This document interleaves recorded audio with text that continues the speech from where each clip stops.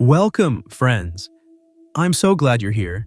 Whether you're drifting towards sleep, unwinding after a long day, or simply looking for a quiet companion, you found the right place.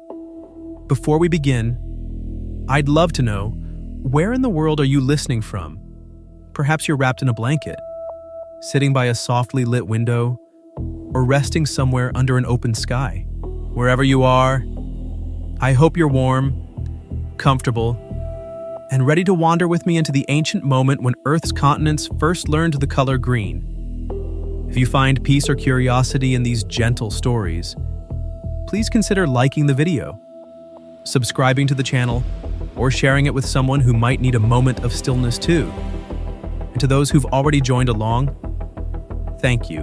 The Ordovician period stretches across the planet like a vast, patient breath held for 35 million years, 470 million years before this moment, before cities and forests and the sound of rain on leaves, before the very concept of soil or shade or the whisper of wind through branches, before roots and seeds and the green architecture that will someday define continents.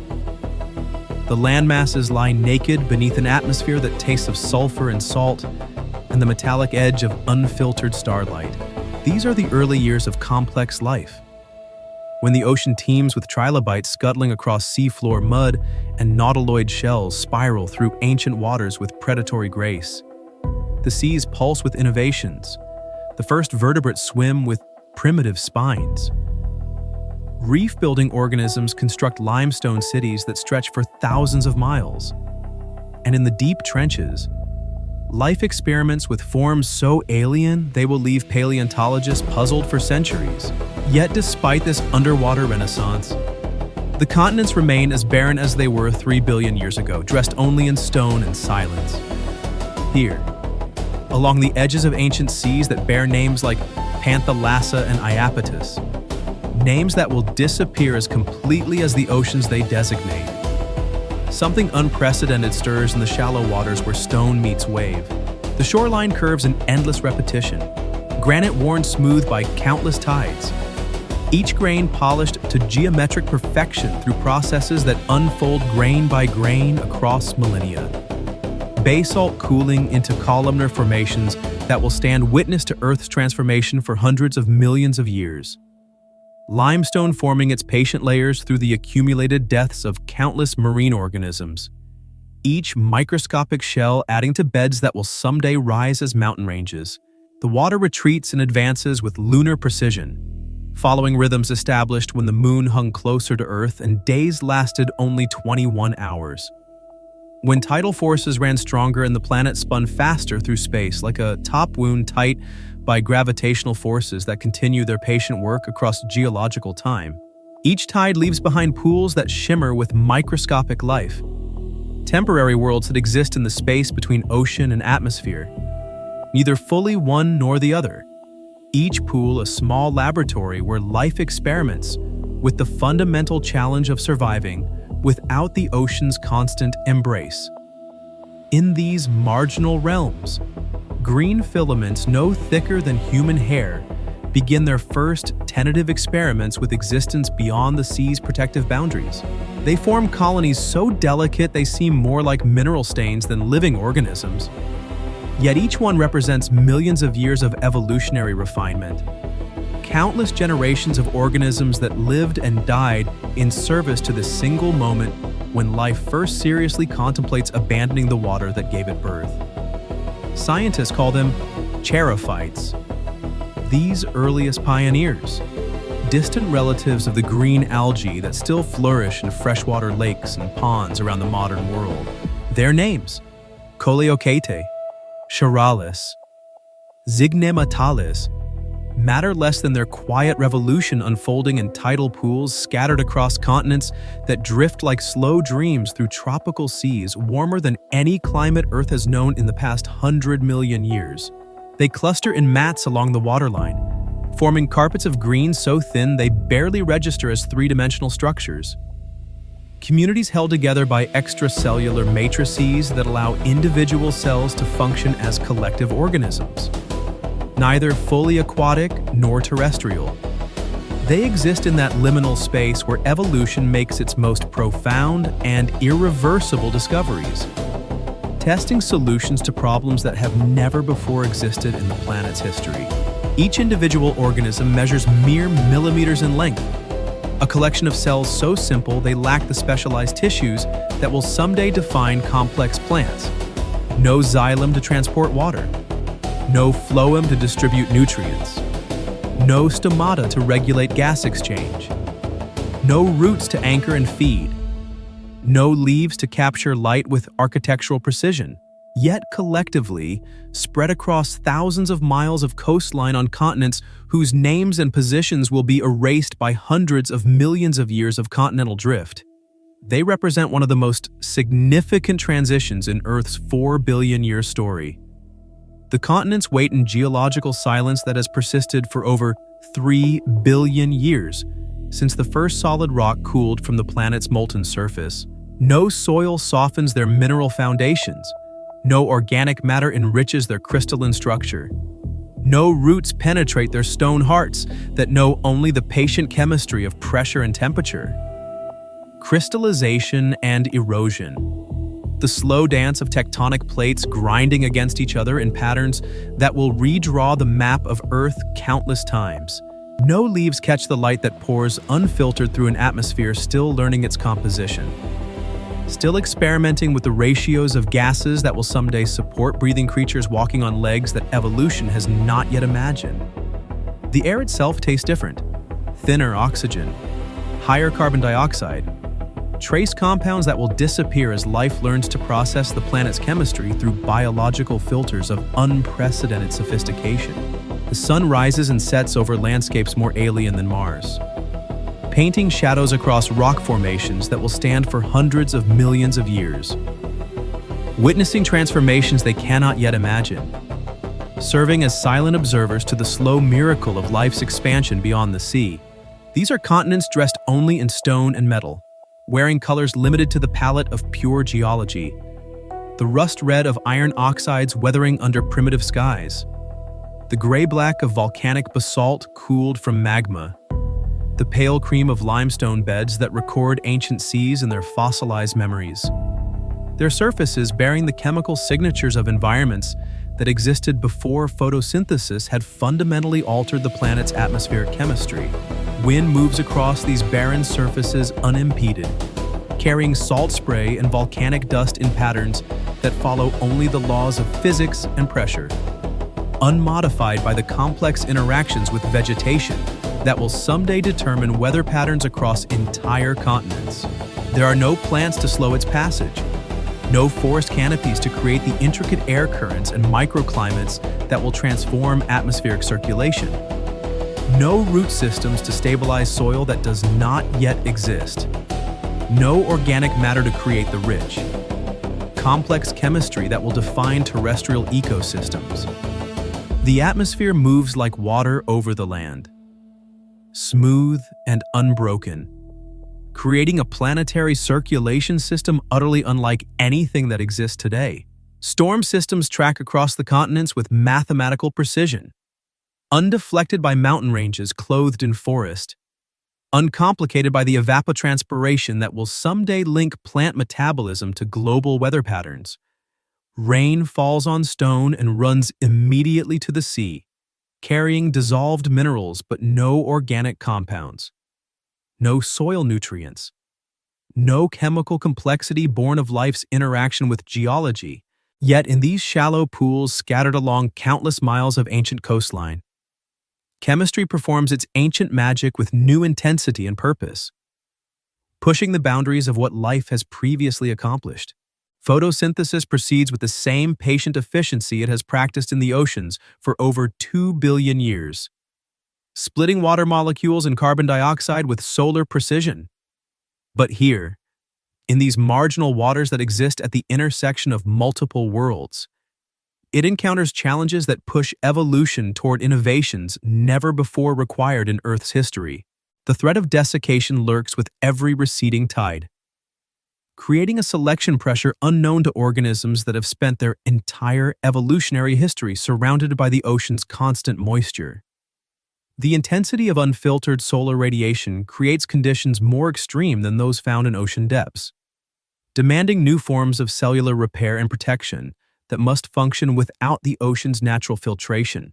The absence of surrounding water means these pioneer organisms must solve fundamental problems of structural support, nutrient transport, and reproduction that have never before existed in the planet's living systems.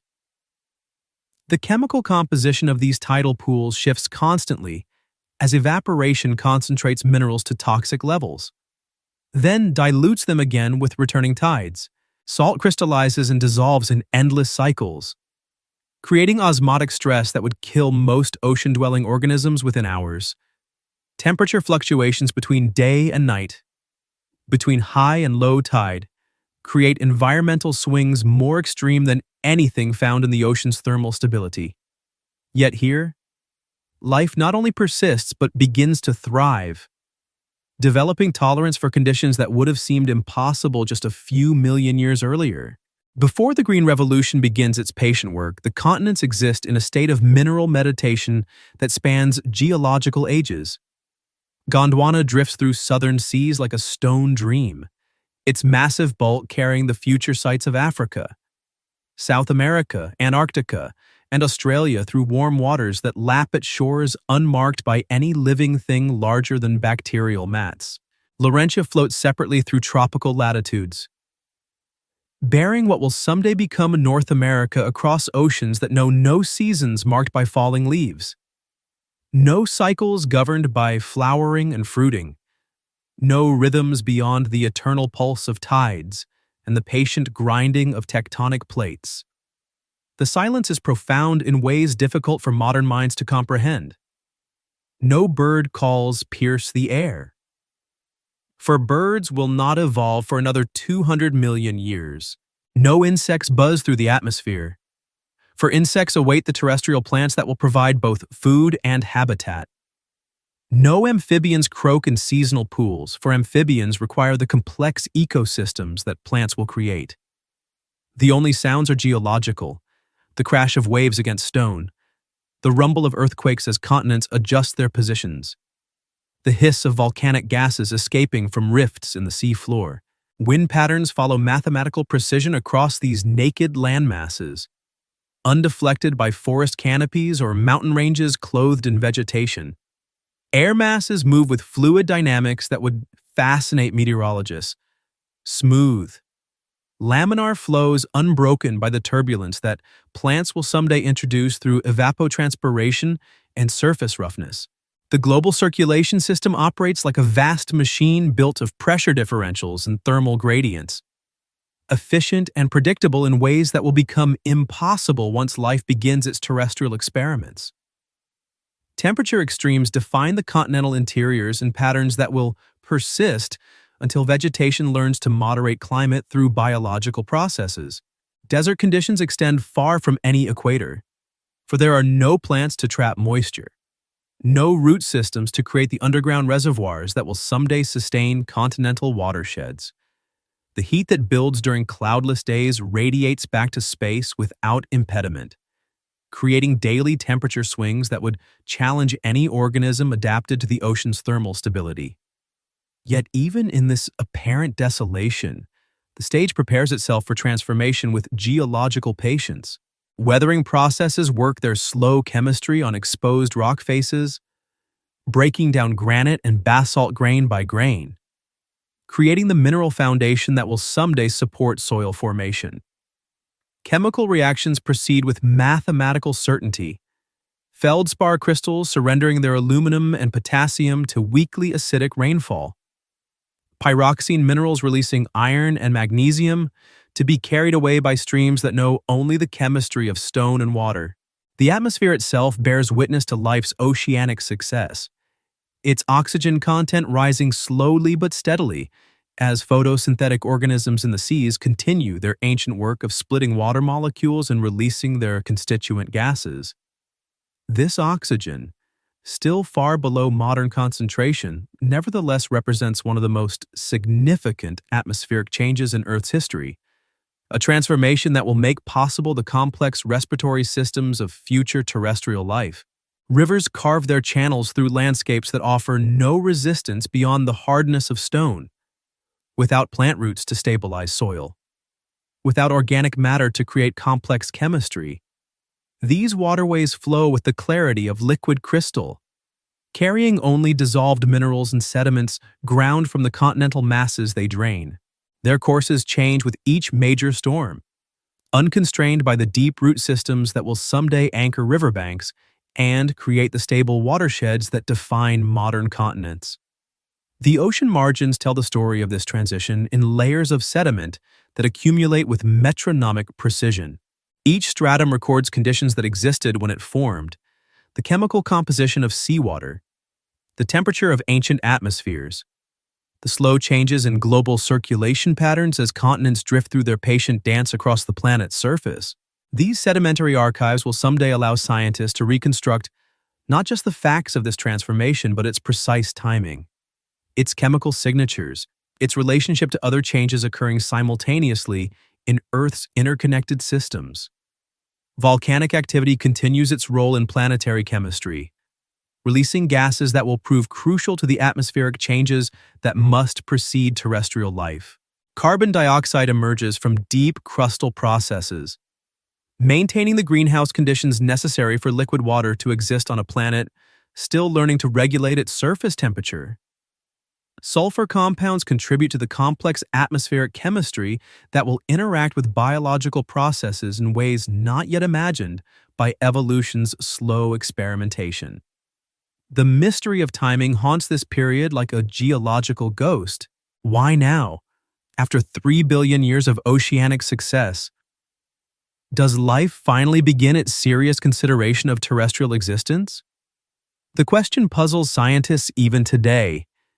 For the physical conditions that make land colonization possible have existed for hundreds of millions of years. Perhaps the answer lies not in external conditions, but in internal complexity. The slow accumulation of genetic innovations that finally reach a threshold of sophistication necessary for the challenge of terrestrial existence. Competition in the oceans intensifies during this period as organisms develop increasingly complex predatory relationships and defensive strategies. The famous Ordovician radiation fills marine ecosystems with forms of life more diverse and sophisticated than any that have previously existed, creating an abundance that may drive some species toward the unexploited resources of terrestrial margins. Yet this explanation feels incomplete.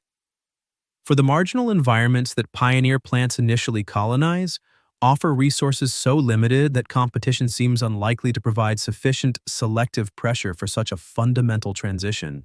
The ironies accumulate like sedimentary layers in the geological record. The organisms destined to transform atmospheric chemistry through terrestrial photosynthesis begin their experiments in environments where atmospheric exposure represents a mortal threat. The future creators of soil-stabilizing root systems start their evolutionary journey in habitats where soil does not exist and erosion proceeds unchecked. The ancestors of towering forest canopies measure their existence in cellular dimensions smaller than the thickness of modern leaves. Perhaps most remarkable of all is the patience required for this transformation, not just the patience of evolution, which measures its progress in millions of years, but the patience of a planet waiting for life to discover possibilities that have existed since continents first rose from the primordial oceans. Earth maintains its vigil through geological ages, its mineral surface prepared but empty, its atmosphere slowly changing in composition, its climate systems operating in configurations that will become impossible once terrestrial life begins its work of planetary transformation. The continental shelves, where shallow seas meet emerging landmasses, serve as the crucial interface between marine success and terrestrial possibility. Here, in depths measured in meters rather than kilometers, light penetrates to the bottom and creates conditions where photosynthetic organisms can experiment with brief periods of aerial exposure. These marginal marine environments, neither fully oceanic nor terrestrial, provide the evolutionary laboratory where the fundamental innovations necessary for land colonization can develop through countless generations of gradual adaptation. The ocean's gift to stone begins not with dramatic conquest but with the most tentative of gestures. Microscopic filaments reaching from tidal pools toward surfaces that have known only mineral chemistry for billions of years. These primitive algae and cyanobacteria, descendants of organisms that have mastered oceanic life with extraordinary sophistication, approach the terrestrial realm like cautious explorers testing the hospitality of an alien world. In the shallow margins where ancient seas meet continental edges, communities of single-celled organisms have already spent hundreds of millions of years perfecting the art of existence at boundaries. Cyanobacteria. Those ancient architects of atmospheric oxygen form layered mats called stromatolites that record their patient work in limestone structures, destined to survive as fossils long after their builders have evolved into forms unrecognizable to their ancestors.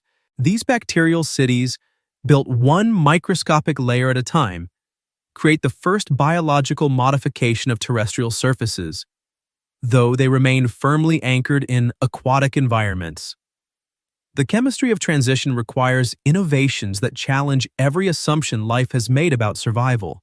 For over 3 billion years, organisms have relied on the ocean's chemical stability, its buffered pH, its constant supply of dissolved nutrients, its protection from the harsh radiation that streams through Earth's thin atmosphere.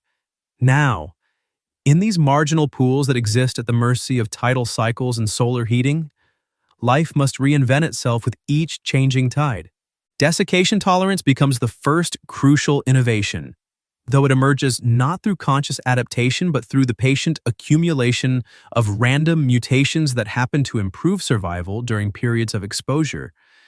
Some organisms develop thicker cell walls, adding layers of polysaccharides and specialized proteins that reduce water loss during aerial exposure. Others evolve the ability to produce osmolytes, small organic molecules that help maintain cellular structure when water becomes scarce. Still others learn to enter cryptobiotic states, essentially shutting down all metabolic processes and waiting with mineral patience for conditions to improve. The biochemistry of protection from ultraviolet radiation follows pathways that demonstrate evolution's remarkable creativity in solving problems that have never before existed. Some organisms begin producing screening compounds, molecular sunscreens that absorb harmful wavelengths before they can damage essential cellular machinery. Others develop enhanced DNA repair mechanisms, biochemical systems capable of detecting and correcting radiation damage with efficiency that would impress modern biotechnology. The most successful learn to coordinate these protective strategies with their metabolic cycles, timing periods of maximum activity to coincide with lower radiation exposure.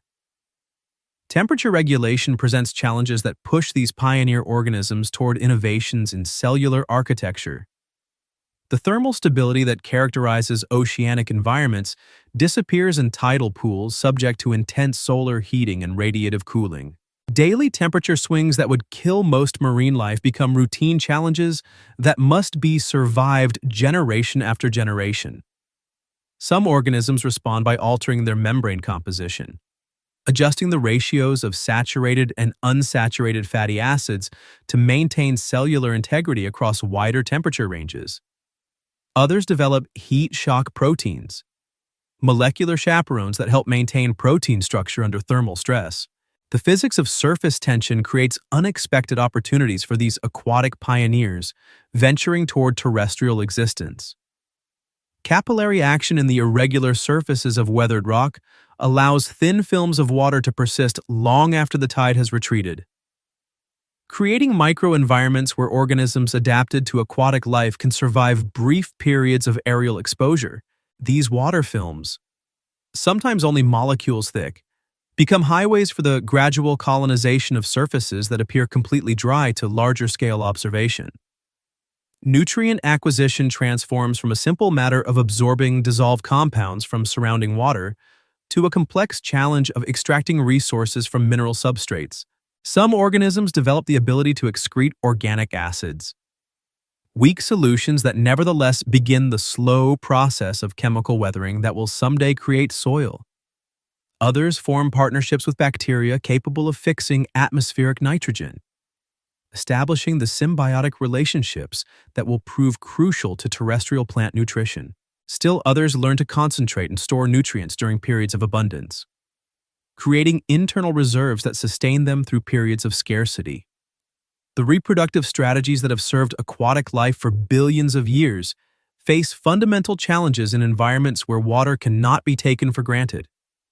Organisms that have relied on water currents for dispersal must develop new methods of spreading their offspring across terrestrial surfaces. Some begin producing spores with thickened walls capable of surviving desiccation and UV exposure, packages of genetic information that can remain dormant for extended periods while waiting for suitable conditions for germination. Sexual reproduction, that crucial innovation that has driven biological diversity throughout the history of complex life, requires reinvention in environments where the aquatic medium that has traditionally facilitated gamete transport becomes unreliable. Some organisms develop the ability to reproduce both sexually and asexually, switching strategies based on environmental conditions. Others begin to evolve specialized reproductive structures that can function in aerial environments. Though these innovations will require millions of years to reach the sophistication that will characterize terrestrial plant reproduction, the earliest experiments with terrestrial existence unfold in temporal patterns that challenge human intuition about the pace of evolutionary change. Individual organisms live and die in cycles measured in days or weeks. Yet the genetic innovations that accumulate across thousands of generations proceed with geological slowness.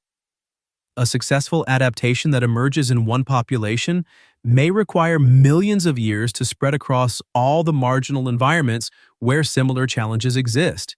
The geographic distribution of these pioneering communities follows patterns determined by the complex interactions between global climate, local geology, and the physics of tidal systems. Equatorial regions, where warm temperatures and high humidity create the most favorable conditions for organisms attempting the transition from aquatic to terrestrial existence, become centers of innovation where new adaptations emerge with greater frequency. These tropical laboratories export their genetic innovations to higher latitudes through the patient process of population expansion and migration. Continental configuration during the Ordovician period creates an abundance of coastal margin habitats, where these experiments in terrestrial existence can proceed simultaneously across thousands of miles of shoreline. The extensive shallow seas that characterize this period provide enormous interface zones between marine and terrestrial environments, multiplying the opportunities for organisms to test solutions to the challenges of land colonization. The chemical composition of these early terrestrial environments bears little resemblance to the rich, organic soils that will someday support complex plant communities. The surfaces that pioneer organisms encounter consist almost entirely of weathered rock minerals, with chemical compositions dominated by silicon, aluminum, iron, and other elements released by the slow breakdown of igneous and metamorphic rocks. Organic carbon exists only in trace amounts, contributed by the pioneer organisms themselves and the occasional deposition of marine organic matter by storm waves. Nitrogen availability presents particular challenges, as the atmospheric nitrogen that will someday sustain terrestrial ecosystems remains largely inaccessible to organisms lacking the biochemical machinery necessary for nitrogen fixation. Some pioneer communities develop relationships with nitrogen-fixing bacteria, establishing the foundation for nutrient cycles that will become essential features of all terrestrial ecosystems. These early partnerships demonstrate the cooperative strategies that will prove crucial to life's success on land. The mystery of coordination haunts these early colonization events. For successful terrestrial communities require the simultaneous presence of organisms filling multiple ecological roles. Primary producers must be accompanied by decomposers capable of recycling nutrients in terrestrial environments. Nitrogen fixers must coexist with organisms capable of utilizing fixed nitrogen. The probability that such complex communities could assemble by chance seems vanishingly small, Yet the fossil record suggests that functional terrestrial ecosystems emerge repeatedly in geographically separated locations. Perhaps the answer lies in the patient work of evolution across timescales that dwarf human comprehension.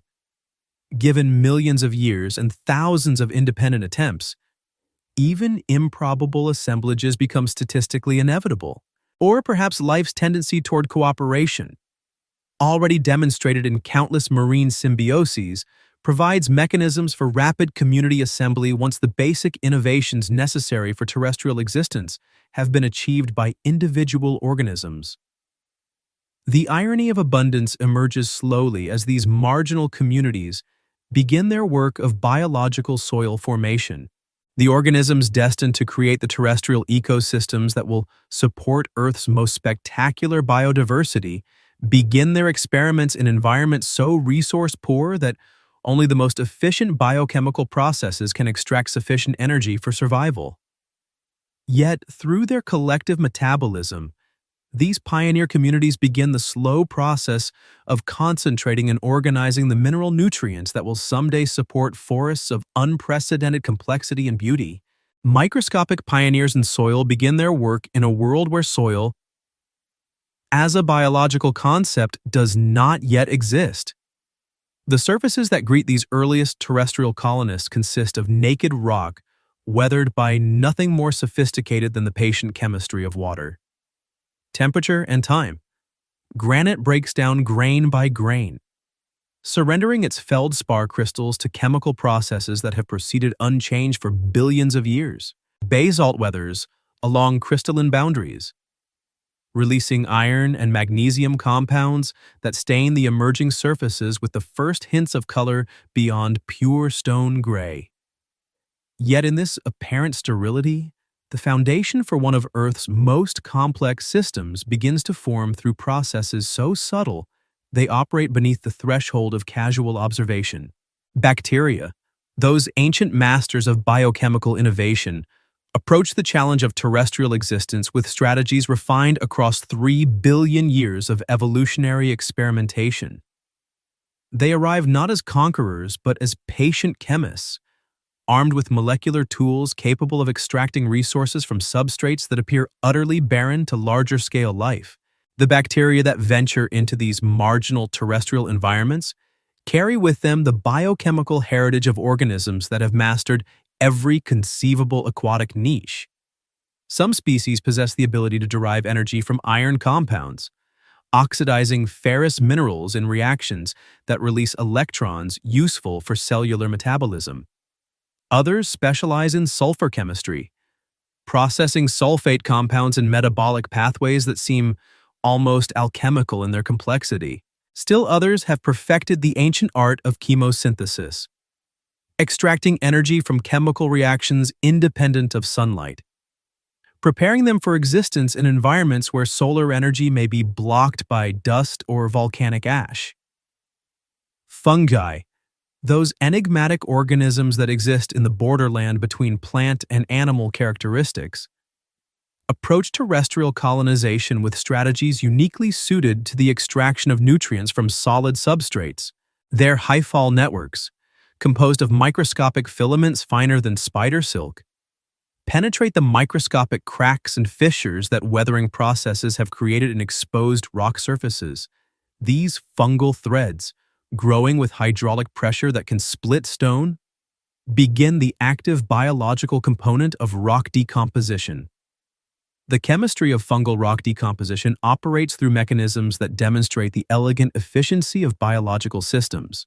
Specialized enzymes secreted by hyphal tips create localized zones of acidity that dissolve mineral bonds with precision that purely chemical weathering cannot match. Organic acids, citric acid, oxalic acid, malic acid emerge from fungal metabolism to etch patterns across mineral surfaces, creating the first biological modification of terrestrial landscapes since continents rose from primordial seas. The partnership between bacteria and fungi in these early terrestrial environments establishes patterns of cooperation that will characterize soil ecosystems for the remainder of Earth's history. Bacteria excel at processing nitrogen compounds and other water-soluble nutrients, while fungi specialize in extracting resources from solid organic matter and mineral substrates. Together, they create the first biological nutrient cycles that operate independently of marine input. Though these early cycles remain simple compared to the elaborate biogeochemical processes that will someday characterize mature terrestrial ecosystems. The physical structure of primitive soil emerges not through the action of any single organism, but through the collective work of countless microscopic communities functioning with the patience of geological processes. Bacterial exopolymers, sticky substances secreted by bacterial colonies, begin to bind mineral particles into aggregates slightly larger than individual sand grains. Fungal hyphae weave through these emerging structures, creating networks that provide physical stability to assemblages of particles that would otherwise be dispersed by the first significant rainfall. The temporal scales involved in this early soil formation challenge human intuition about biological processes. Individual bacteria live and die in cycles measured in hours, yet the chemical changes they produce in mineral substrates accumulate across thousands of generations to create transformations visible only when measured in geological time. A single bacterial colony may process the same mineral particle countless times across multiple generations, each iteration adding minute quantities of organic compounds to mineral matrices that have known only inorganic chemistry for billions of years. Water plays a crucial role in these early soil-forming processes, though its availability in terrestrial environments requires organisms to develop entirely new strategies for water management. The water films that persist in rock crevices after tidal retreat create microenvironments where aquatic adapted organisms can survive while gradually developing tolerance for periodic desiccation. These water films, sometimes only a few molecular layers thick, nevertheless support active metabolic processes and serve as highways for the movement of dissolved nutrients and signaling compounds. The chemistry of early terrestrial nitrogen cycling begins with the most fundamental challenge facing any ecosystem: how to access the vast reservoir of atmospheric nitrogen that surrounds the planet, but remains chemically inaccessible to most forms of life. A small number of bacterial species possess the biochemical machinery necessary for nitrogen fixation. The energetically expensive process of converting atmospheric nitrogen gas into ammonia compounds that other organisms can utilize for protein synthesis.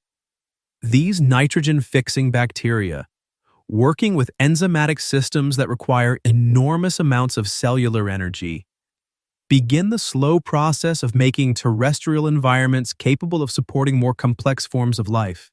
Their work proceeds with mathematical precision. Each molecule of atmospheric nitrogen requires exactly 16 molecules of ATP to convert into biologically available ammonia. The energy investment is enormous by biological standards. Yet without this investment, terrestrial ecosystems would remain permanently limited by nitrogen scarcity. The geographic distribution of these early soil-forming communities follows patterns determined by the intersection of climate, geology, and the availability of liquid water. Tropical coastal regions, where warm temperatures and high humidity create the most favorable conditions for organisms transitioning from aquatic to terrestrial existence, become centers of innovation in soil biochemistry. The faster metabolic rates enabled by warm temperatures accelerate both the breakdown of mineral substrates and the accumulation of organic compounds necessary for soil development. Higher latitudes, where cooler temperatures slow biochemical processes but also reduce water loss through evaporation, support different communities of soil-forming organisms. These communities develop strategies suited to environments where the growing season may be limited, but where water availability remains more predictable throughout annual cycles. The biochemical innovations that emerge in these diverse environments will eventually combine through migration and genetic exchange to create the sophisticated soil ecosystems that will support complex terrestrial plant communities. The vertical structure of primitive soils reflects the different strategies employed by various groups of organisms. Surface layers, subject to the greatest environmental extremes, acidities, become dominated by organisms capable of surviving periodic desiccation and intense UV radiation. These surface communities often include cyanobacteria capable of photosynthesis, though their productivity remains limited by the harsh conditions that characterize these exposed environments. Subsurface layers, protected from direct solar radiation and benefiting from more stable moisture conditions, support communities dominated by heterotrophic bacteria and fungi that specialize in processing organic compounds. These deeper communities depend on organic matter produced by surface photosynthetic organisms, establishing the first terrestrial food webs based on primary productivity occurring outside of aquatic environments. The mineral composition of these early soils reflects both the geological diversity of continental surfaces and the selective effects of biological processes. Quartz grains, resistant to both chemical and biological weathering, accumulate as relatively inert components that provide physical structure but contribute little to soil chemistry. Clay minerals, formed by the breakdown of feldspar and other silicate minerals, create reactive surfaces that can bind organic compounds and provide exchange sites for nutrient cycling. Iron compounds, released by the weathering of ferro-magnesian minerals, undergo complex cycles of oxidation and reduction driven by bacterial metabolism. These iron cycles contribute to the development of distinctive soil colors and create conditions that affect the availability of other nutrients. The red and yellow hues that begin to appear in weathered rock surfaces represent some of the first biological modification of terrestrial color patterns. Though these subtle changes remain invisible compared to the dramatic green that will someday dominate continental landscapes. Phosphorus, that crucial element that will limit primary productivity in many future terrestrial ecosystems, exists in these early soils primarily in mineral forms inherited from parent rock materials. The biological extraction of phosphorus from mineral matrices requires sophisticated enzymatic systems that will take millions of years to evolve. Early soil communities must make do with the small amounts of phosphorus released by purely chemical weathering processes, creating conditions that severely limit biological productivity. The mystery of carbon cycling in these early terrestrial environments reveals the fundamental challenge facing any ecosystem attempting to function independently of marine carbon sources. Atmospheric carbon dioxide provides an abundant source of carbon for photosynthetic organisms. But converting this inorganic carbon into organic compounds that can support heterotrophic communities requires photosynthetic organisms capable of surviving in terrestrial environments. The early cyanobacteria that venture onto land carry with them the biochemical machinery necessary for carbon fixation. Though their efficiency in terrestrial environments remains limited by water stress and other environmental challenges, their organic carbon production, modest by the standards of future terrestrial ecosystems, nevertheless represents the first significant input of biological carbon into terrestrial environments since continents emerged from the sea. The decomposition of this organic carbon by bacterial and fungal communities releases nutrients back into solution, creating the first terrestrial nutrient cycles that operate independently of external inputs. These early biogeochemical cycles remain simple compared to the elaborate carbon and nutrient cycling that will characterize mature terrestrial ecosystems. Yet they establish the fundamental patterns that will govern terrestrial biogeochemistry for the remainder of Earth's history. Perhaps most remarkably, these microscopic communities working in substrates that barely qualify as soil begin the process that will eventually transform the entire surface chemistry of continents. Their collective metabolism, accumulated across millions of years and countless generations, will create the complex, organic, rich soils that will someday support the towering forests and grasslands that define terrestrial landscapes. The irony of foundation building emerges with particular clarity in these early soil-forming processes. The organisms destined to create the substrate that will support Earth's most spectacular terrestrial biodiversity begin their work in environments so nutrient-poor that survival requires extraordinary biochemical efficiency. Yet through their patient work, measured in geological timescales, they create the conditions that will make possible the evolution of complex terrestrial plant communities capable of transforming the appearance of entire continents. The invention of roots unfolds not as a single dramatic innovation, but as a gradual exploration of the possibilities that exist between water and stone. The earliest attempts at terrestrial anchoring emerge from organisms that have spent millions of years perfecting their grip on underwater surfaces. Their holdfasts and attachment structures serving as evolutionary templates for the revolutionary innovations that will define terrestrial plant architecture. These primitive root-like structures begin as simple extensions of existing cellular architecture, rhizoids that grow with the patient persistence of water seeking the path of least resistance through rock. Unlike the complex, multicellular root systems that will someday penetrate soil to depths measured in meters, these early anchoring structures consist of single cells or simple filaments that follow the microscopic fractures and fissures created by weathering processes in exposed rock surfaces. The dual function of primitive roots emerges through the intersection of mechanical necessity and biochemical opportunity. Anchoring represents the most obvious challenge: organisms attempting to establish themselves in environments subject to wind. Water flow and gravitational stress require some method of maintaining position against forces that could easily dislodge structures evolved for the neutrally buoyant conditions of aquatic environments. Yet the biochemical potential of these anchoring structures quickly becomes apparent as they encounter the mineral-rich interfaces between rock and the thin films of water that persist in terrestrial microenvironments.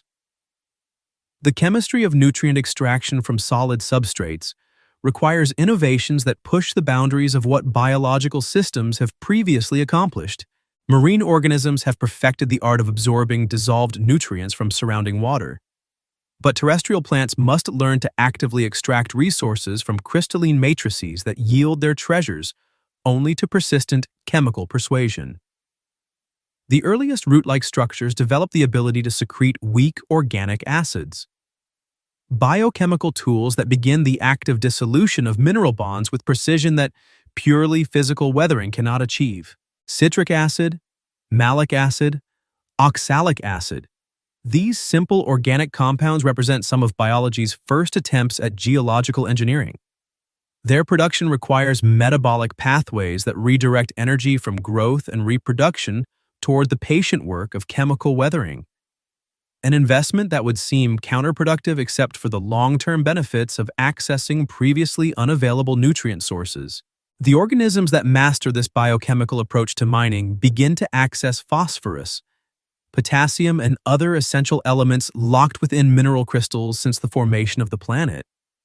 The hydraulic mechanics of primitive root growth demonstrate the elegant solutions that evolution develops when faced with seemingly impossible physical challenges.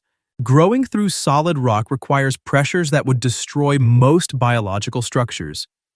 Yet these early root-like filaments develop cellular architectures capable of generating enormous forces through hydraulic pressure. Water uptake drives cellular expansion with enough force to wedge apart mineral grains, creating pathways for continued growth while simultaneously increasing the surface area available for nutrient absorption. The temporal patterns of root development reflect the fundamental differences between biological and geological processes. Individual root cells may complete their life cycles in periods measured in days. Yet the cumulative effect of countless generations of root growth creates changes in rock structure that persist for geological ages. The fracture patterns created by early root systems become templates for future weathering processes, channels that concentrate water flow and chemical activity long after the organisms that created them have disappeared. The relationship between root development and water management represents one of the most crucial innovations in the transition from aquatic to terrestrial existence. Roots must simultaneously serve as anchors, nutrient absorption systems, and water transport networks, functions that require contradictory design solutions.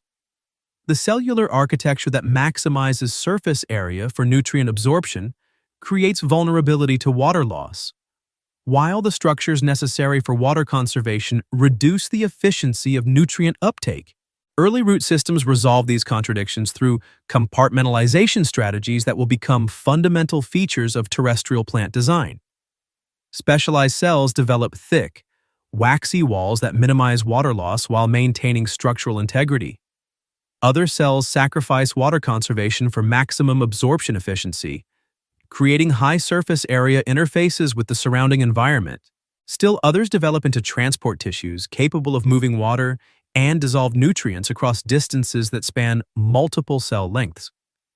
The geographic distribution of early root innovations follows patterns determined by the intersection of climate, geology, and evolutionary opportunity. Regions where weathered rock provides abundant microfractures for root penetration become centers of innovation in root biochemistry and architecture. Areas where mineral composition includes easily dissolved compounds favor the evolution of organisms capable of sophisticated chemical weathering. Environments where water availability fluctuates seasonally drive the development of root systems capable of deep penetration to access more reliable moisture sources. The symbiotic relationships that develop between early roots and soil microorganisms establish patterns of cooperation that will characterize terrestrial ecosystems throughout their subsequent evolution. Mycorrhizal associations, partnerships between plant roots and specialized fungi, emerge as solutions to the challenge of nutrient extraction from solid substrates. The fungi, with their ability to secrete powerful enzymes and penetrate microscopic spaces inaccessible to plant roots, expand the effective absorption capacity of root systems by orders of magnitude. These early mycorrhizal partnerships represent some of the most sophisticated biological engineering that evolution has yet achieved. The fungal partner provides enhanced nutrient absorption, protection from soil pathogens, and improved water uptake capacity.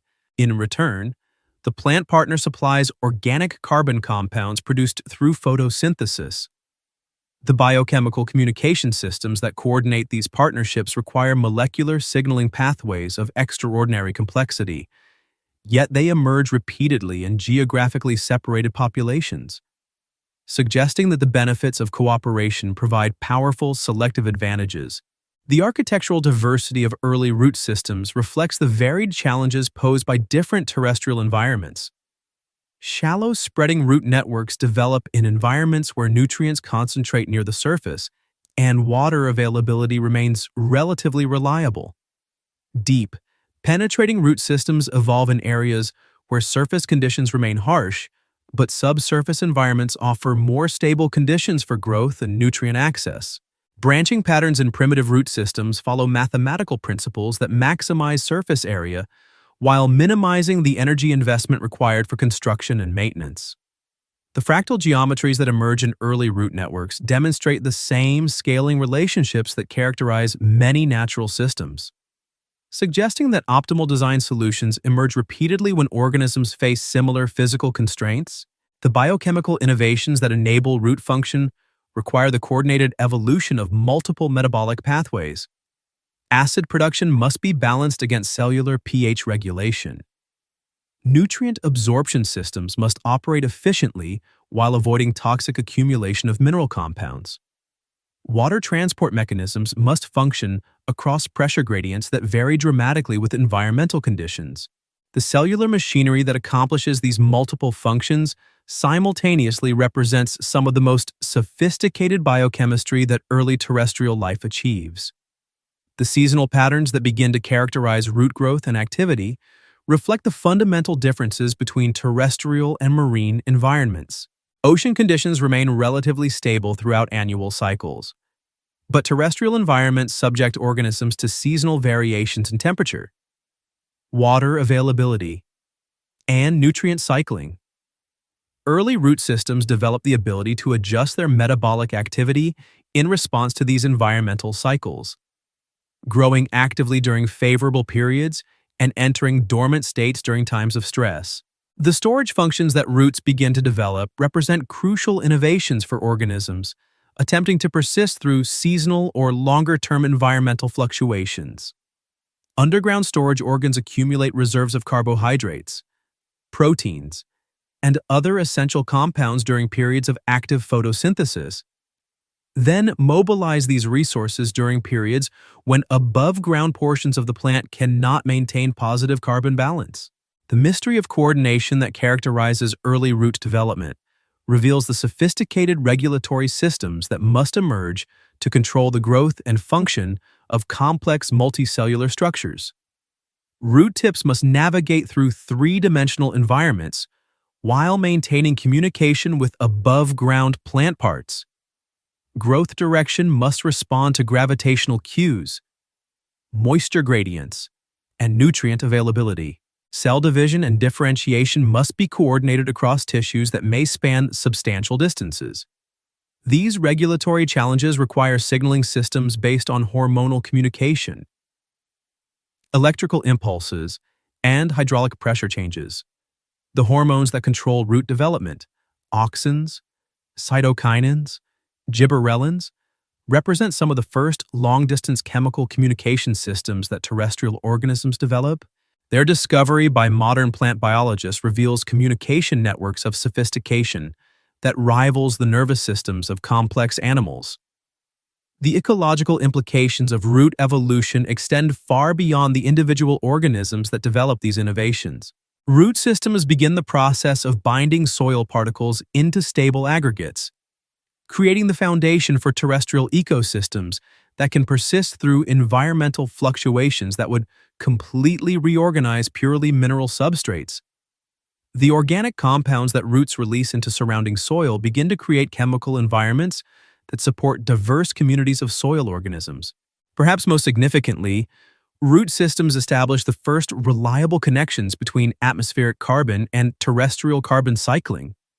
Through their partnership with photosynthetic above-ground structures, roots begin to transfer organic carbon from the atmosphere into terrestrial environments on scales that will eventually influence global climate patterns. This terrestrial carbon sequestration represents one of the most significant biogeochemical innovations in Earth's history. The irony of underground architecture becomes apparent as these subterranean innovations begin to influence above-ground possibilities.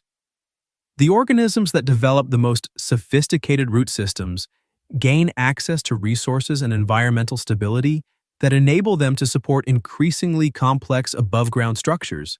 The patient work of roots, conducted in darkness and anonymity, creates the foundation for the spectacular aerial architecture that will someday define terrestrial landscapes. Breathing through tiny pores emerges as one of terrestrial life's most elegant solutions to the fundamental contradiction between the need for gas exchange and the imperative of water conservation. The stomata that begin to appear on the surfaces of early terrestrial plants represent microscopic marvels of biological engineering.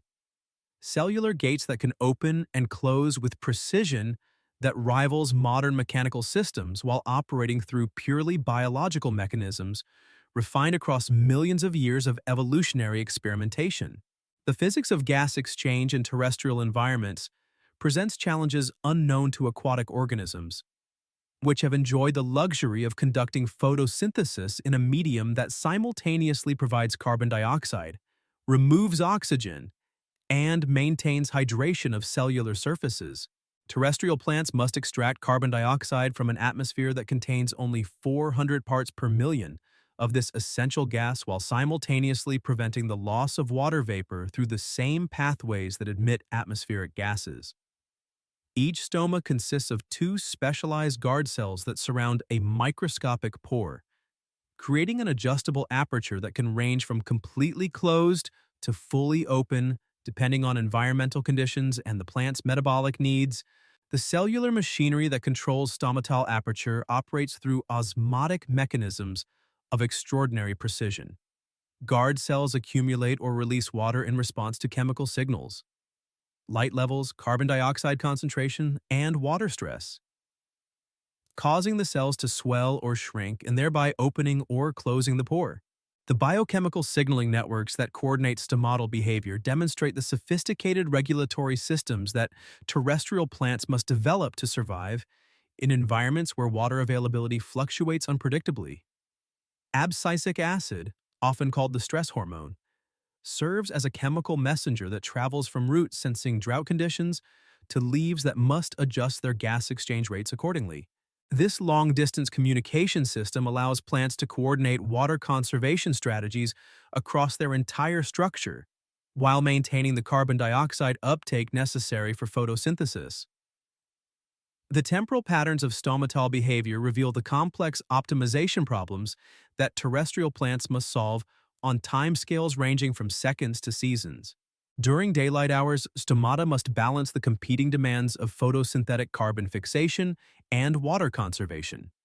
Opening when carbon dioxide levels drop below optimal concentrations, but closing when water stress threatens cellular integrity. The circadian rhythms that govern these daily cycles integrate information about light intensity, temperature, humidity, and internal water status through regulatory networks that rivals the complexity of animal nervous systems. The architectural diversity of stomatal arrangements reflects the varied environmental challenges that different plant lineages encounter as they radiate into terrestrial habitats. Desert-adapted species develop stomata that open only at night. When cooler temperatures and higher humidity reduce water loss rates, these plants conduct photosynthesis through specialized metabolic pathways that store carbon dioxide and organic acids during nighttime hours. Then release it internally during daylight hours when photosynthetic machinery operates most efficiently. Aquatic adapted species that venture into terrestrial environments often retain stomatal densities and behaviors suited to high humidity conditions. Limiting their distribution to environments where water stress remains minimal, the gradual evolution of stomatal characteristics that enable survival in progressively drier environments tracks the expansion of terrestrial plant communities from coastal margins toward continental interiors. The microscopic anatomy of stomata reveals the precision engineering that biological systems can achieve through evolutionary processes. The cell walls of guard cells contain specialized thickening patterns that control the direction of cellular expansion and contraction, ensuring that changes in cell volume translate into predictable changes in pore aperture. The cytoplasm of guard cells contains unusually high concentrations of organelles responsible for rapid ATP production, providing the energy necessary for the active transport processes that drive stomatal movement. The genetic regulatory networks that control stomatal development demonstrate the deep conservation of fundamental biological processes across terrestrial plant lineages. Master regulatory genes that determine where stomata will form on developing leaves have remained largely unchanged for hundreds of millions of years, suggesting that the basic mechanisms of stomatal patterning were established early in terrestrial plant evolution and have proven so successful that they have resisted subsequent modification. The ecological implications of stomatal evolution extend far beyond the individual plants that develop these microscopic structures.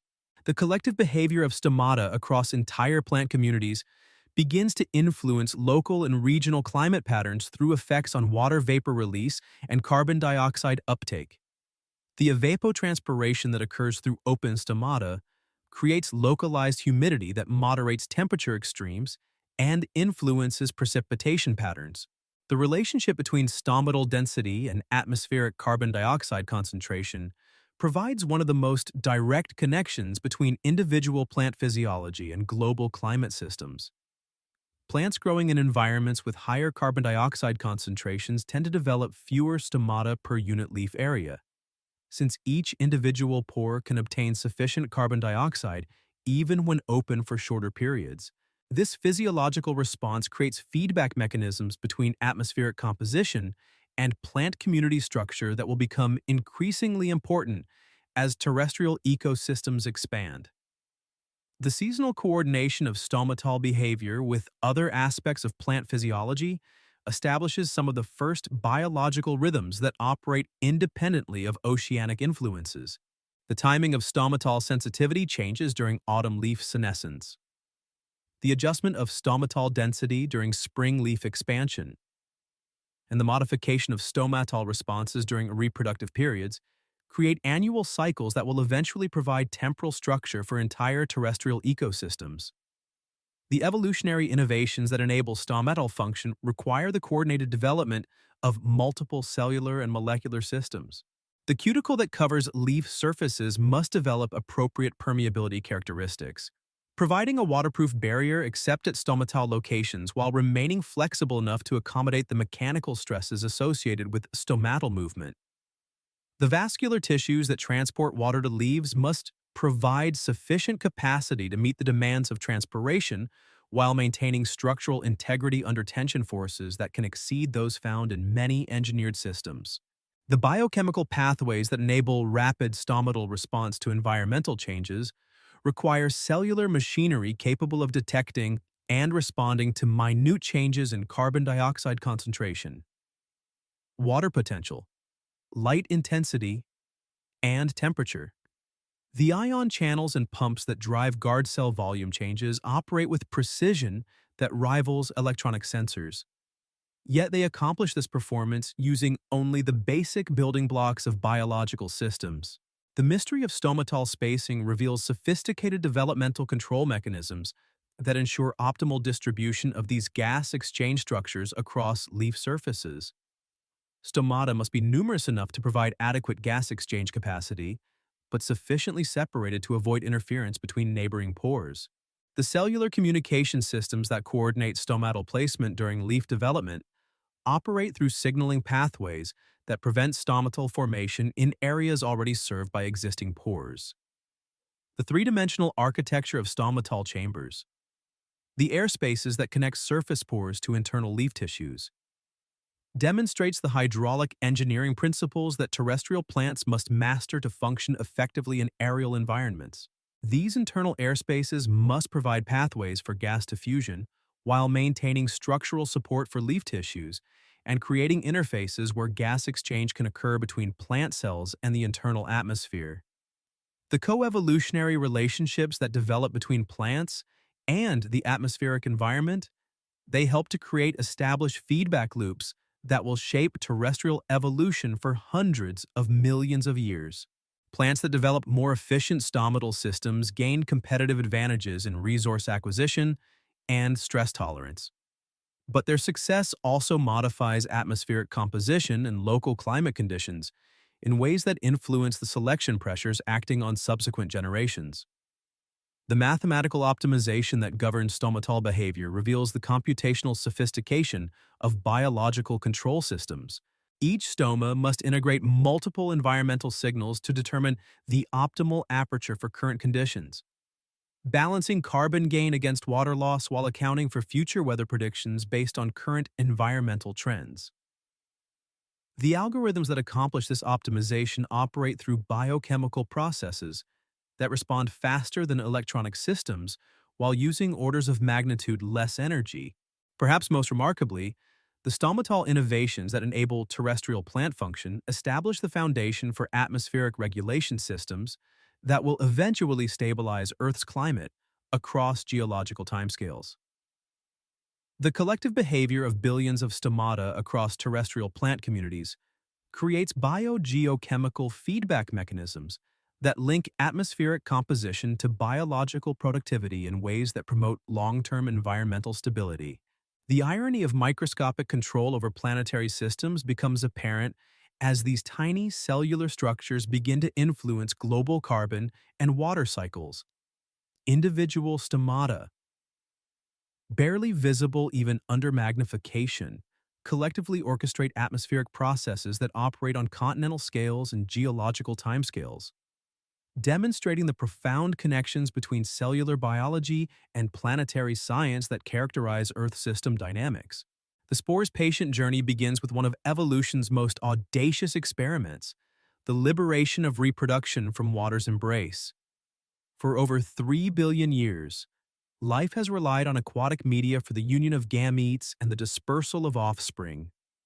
Now, in these early terrestrial environments where water exists only in temporary films and seasonal pools, organisms must reinvent the fundamental processes of genetic exchange and population expansion.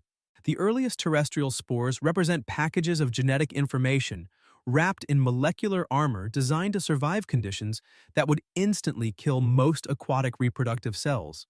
These microscopic vessels, barely visible even under high magnification, must protect their precious cargo against desiccation, ultraviolet radiation, temperature extremes, and chemical stresses while remaining capable of detecting and responding to environmental cues that signal appropriate conditions for germination. The biochemistry of spore wall construction demonstrates biological engineering principles that rival any human technology. Multiple layers of specialized polymers create barriers that are simultaneously impermeable to water loss and permeable to essential gases. Sporopollenin, one of the most chemically resistant biological compounds ever evolved, forms the outer layer of many spore walls, creating protection that can preserve genetic material for geological periods while maintaining the molecular machinery necessary for eventual germination. The physics of spore dispersal exploits atmospheric processes that terrestrial organisms encounter for the first time in Earth's history. Wind patterns that were merely meteorological phenomena for aquatic life become highways for genetic exchange across vast distances. The aerodynamic properties of spore surfaces, their size, shape, and surface texture, undergo evolutionary refinement as natural selection optimizes these microscopic structures for maximum dispersal efficiency. Some spores develop wing-like extensions that increase air resistance and prolong atmospheric suspension, allowing wind currents to carry them hundreds of miles from their parent organisms. Others evolve dense, compact forms that settle quickly from the atmosphere but can survive extended periods of dormancy until environmental conditions become suitable for germination. Still others develop sticky surfaces that adhere to passing animals, insects, or other spores, creating aggregations that combine the genetic diversity of multiple parent organisms. The temporal coordination of spore release reveals sophisticated biological timing systems that must operate independently of the oceanic rhythms that have governed reproductive cycles for billions of years. Terrestrial spore release becomes synchronized with weather patterns, seasonal changes, and daily cycles of humidity and wind that create optimal conditions for dispersal and survival. Some organisms develop the ability to detect approaching storms and release massive numbers of spores just before precipitation events that will provide the moisture necessary for germination. The dormancy mechanisms that enable spore survival during unfavorable conditions represent some of the most sophisticated biochemical engineering that early terrestrial life achieves. Spores can enter metabolic states so profoundly reduced that they approach the boundary between life and mineral existence, yet retain the capacity to resume full biological activity when appropriate environmental triggers occur. This reversible dormancy requires cellular machinery capable of protecting and preserving essential biomolecules across timescales that may span years or even decades. The genetic diversity implications of wind-dispersed reproduction create opportunities for evolutionary innovation that were impossible in purely aquatic environments. Spores released into atmospheric circulation can cross geographic barriers that would be insurmountable for organisms dependent on water-based dispersal. Mountain ranges, desert regions, and other landscape features that fragment aquatic habitats become permeable to genetic exchange when reproduction becomes aerial. This enhanced gene flow accelerates evolutionary responses to environmental challenges by ensuring that beneficial mutations arising in any local population can spread rapidly across entire continental regions. The genetic innovations that enable survival in harsh terrestrial environments can be shared among geographically separated populations much more efficiently than was possible when dispersal required continuous aquatic connections between suitable habitats. The coevolutionary relationships that develop between spore-producing organisms and the atmospheric environment, they help to modify established feedback loops that influence global climate patterns. Large-scale spore release events can affect atmospheric chemistry through the organic compounds that spores carry and the cloud condensation nuclei that they provide. These atmospheric effects, in turn, influence precipitation patterns and wind systems that determine spore dispersal success. The seasonal patterns that emerge in terrestrial spore production create some of the first biological rhythms that operate independently of oceanic influences. Spring spore releases coincide with optimal temperature and moisture conditions for germination.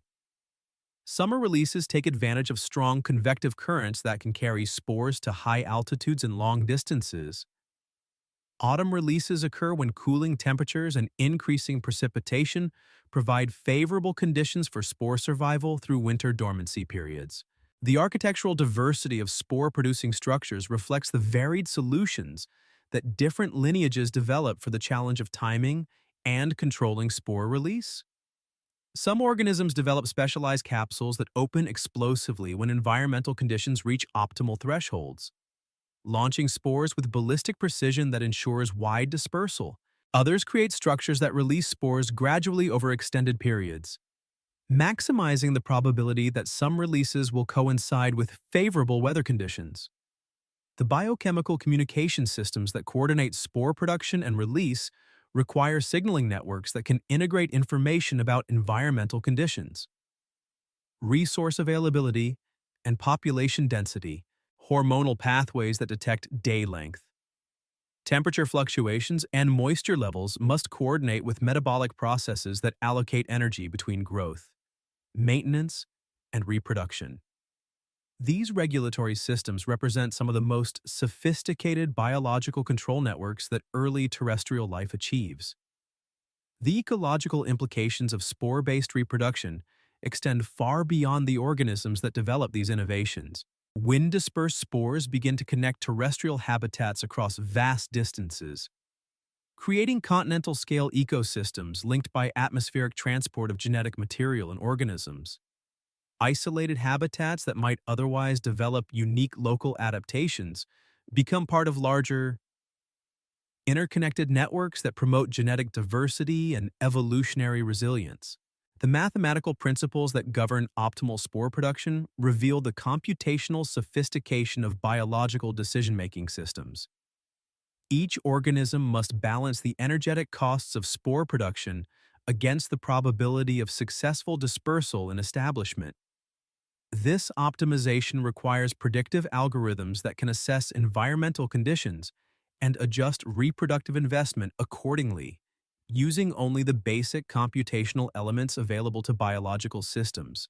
The mystery of spore recognition systems enables organisms to distinguish their own spores from those of other species and to coordinate sexual reproduction, even when potential mates may be separated by vast distances. Chemical signaling compounds released by spores provide species-specific identification markers that can be detected by compatible organisms. These recognition systems must be sophisticated enough to prevent hybridization between incompatible species, while remaining sensitive enough to detect appropriate mates at extremely low concentrations. The three-dimensional architecture of spore-producing organs demonstrates the structural engineering principles that terrestrial plants must master to function effectively in aerial environments. These reproductive structures must provide protection for developing spores while enabling precise control over the timing and mechanism of spore release. The mechanical systems that accomplish spore dispersal often operate through hygroscopic mechanisms that use changes in environmental humidity to generate the forces necessary for spore expulsion. The coevolutionary arms race that develops between spore-producing organisms and the environmental hazards they encounter drives continuous innovation in spore protection and dispersal mechanisms. Ultraviolet radiation selects for enhanced DNA repair systems and protective pigments. Temperature extremes favor the development of more sophisticated dormancy mechanisms. Chemical pollutants and atmospheric toxins drive the evolution of more effective molecular filters and detoxification systems. The irony of atmospheric liberation becomes apparent as these microscopic reproductive packages begin to influence continental-scale processes. Individual spores, weighing less than a billionth of a gram, collectively participate in atmospheric circulation patterns that transport genetic material across entire continents. The patient journey of countless spores carried by wind and weather creates genetic connections between terrestrial habitats separated by thousands of miles, establishing the foundation for continental-scale terrestrial ecosystems. Perhaps most significantly, spore-based reproduction establishes the precedent for all subsequent innovations in terrestrial plant reproduction. From the complex pollination systems that will characterize flowering plants to the elaborate seed dispersal mechanisms that will enable terrestrial plants to colonize every conceivable habitat on Earth's surface, the fundamental principles of protecting genetic material during atmospheric transport and coordinating reproduction across vast distances will remain central to terrestrial plant biology for the remainder of Earth's history. Carpets of green silence spread across riverbanks and damp rocks like whispered rumors of the verdant abundance that will someday define terrestrial landscapes. The bryophytes, mosses, liverworts, and hornworts begin their patient colonization of every terrestrial surface that offers even minimal moisture, creating Earth's first continuously green terrestrial ecosystems. These diminutive plants, rarely rising more than a few centimeters above the mineral surfaces they colonize, nevertheless represent a revolutionary transformation in the appearance and function of continental landscapes. The architectural simplicity of bryophytes conceals sophisticated adaptations that enable survival in environments that bridge the gap between fully aquatic and truly terrestrial conditions. Unlike the complex vascular plants that will someday tower above them, bryophytes lack specialized tissues for long-distance water transport, limiting their size but also liberating them from the engineering constraints that govern larger terrestrial plants. Each individual moss plant functions as an independent unit capable of absorbing water and nutrients directly from its immediate environment. The collective behavior of bryophyte communities demonstrates emergent properties that exceed the capabilities of individual plants. Dense mats of moss plants create microenvironments that moderate temperature extremes, retain moisture far longer than surrounding bare surfaces, and provide protection from wind and physical disturbance. These biological carpets begin to modify local climate conditions in ways that extend the range of conditions suitable for terrestrial plant survival. The water relations of bryophyte communities reveal elegant solutions to the fundamental challenge of terrestrial water management. Unlike vascular plants, which must transport water from soil through specialized conducting tissues to aerial photosynthetic surfaces, bryophytes can absorb water directly through their entire surface area.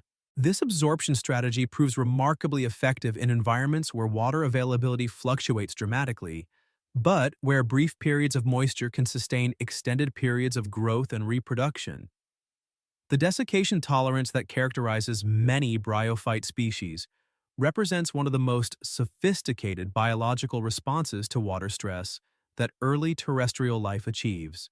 These organisms can lose up to 90% of their cellular water content and survive in a dormant state for months or even years, then resume normal metabolic activity within hours of rewetting. This remarkable physiological flexibility enables bryophytes to persist in environments where more specialized organisms would face certain extinction. The biochemical mechanisms that enable this extreme desiccation tolerance require cellular machinery capable of protecting essential biomolecules against the damage that normally accompanies severe dehydration. Specialized proteins called tardigrade proteins help maintain cellular structure during extreme drying. Sugars such as trehalose and sucrose accumulate to high concentrations, replacing water and maintaining protein and membrane structure. DNA repair systems operate with extraordinary efficiency to correct the genetic damage that inevitably accompanies cycles of desiccation and rehydration. The reproductive strategies that bryophytes employ demonstrate remarkable versatility in environments where traditional sexual reproduction faces significant challenges.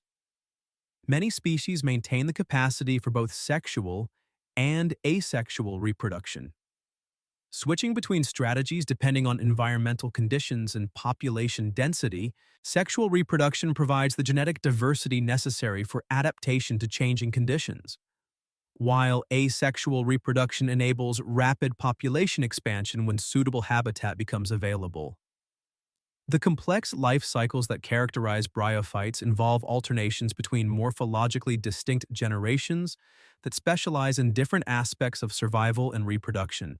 The game-to-fight generation, which constitutes the familiar green moss plant, specializes in photosynthesis and vegetative growth.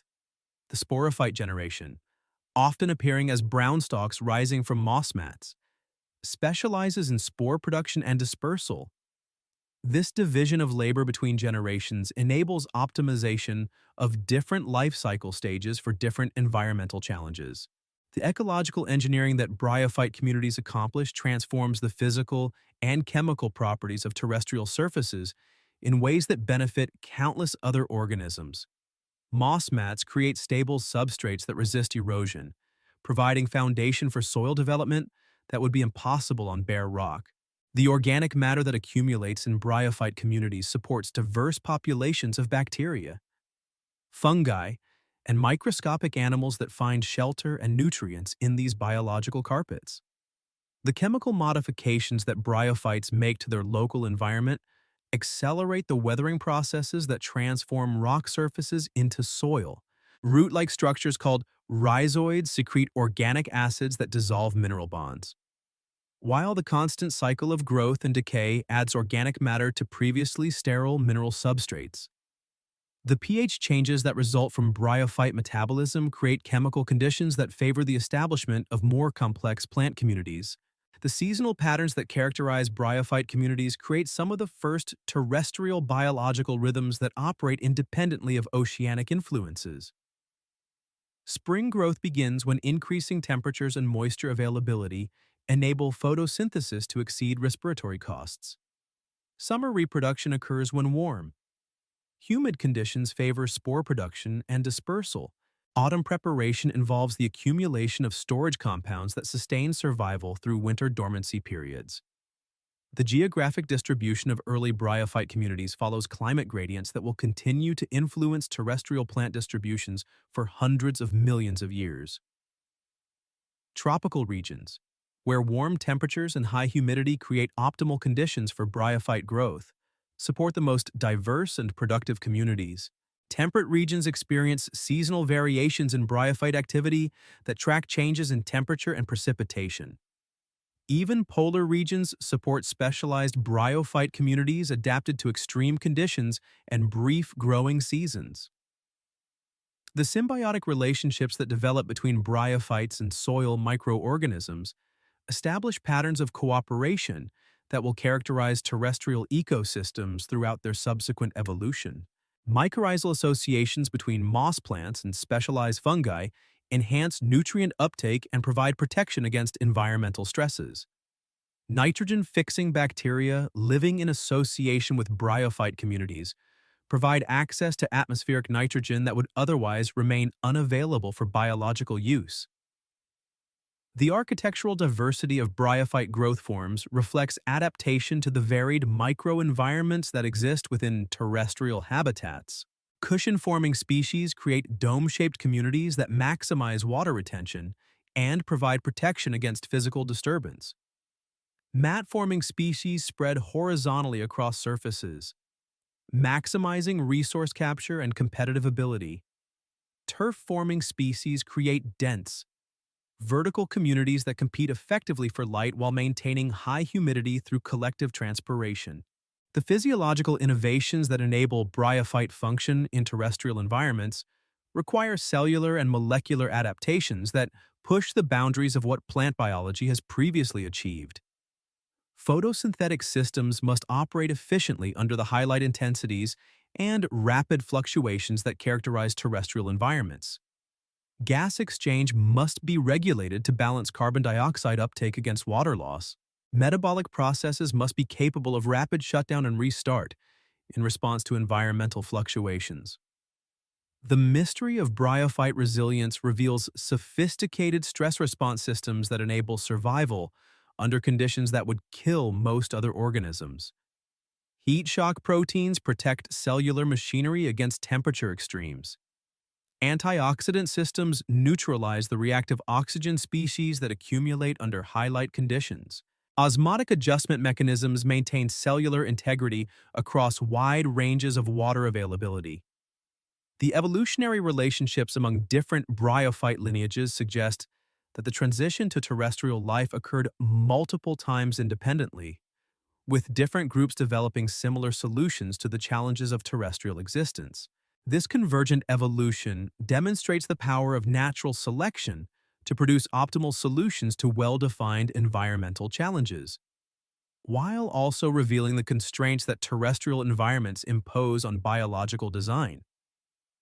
The coevolutionary feedback loops that develop between bryophyte communities and their physical environment create positive feedback cycles that accelerate the transformation of terrestrial landscapes.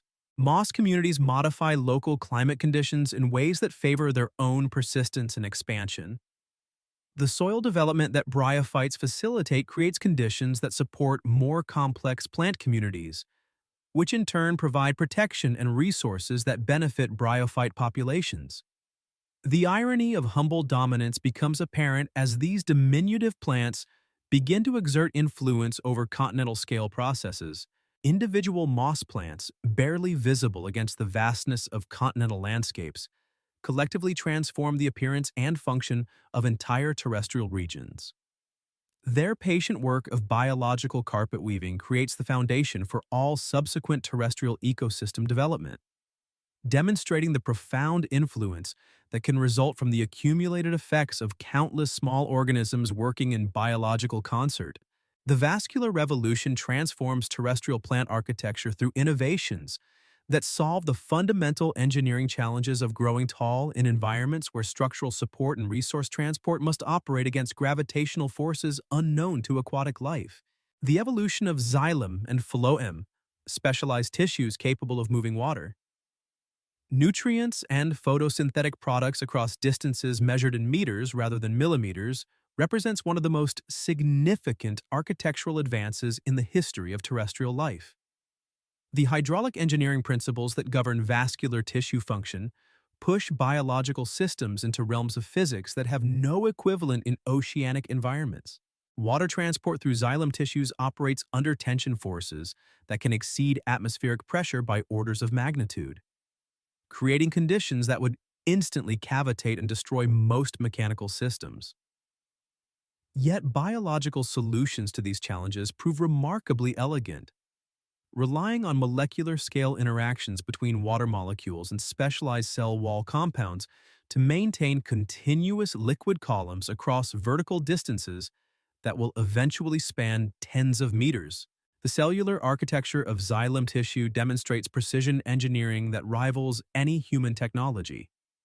Individual conducting cells, called tracheids in primitive vascular plants, develop thick secondary walls reinforced with lignin, the complex polymer that provides both structural support and waterproofing.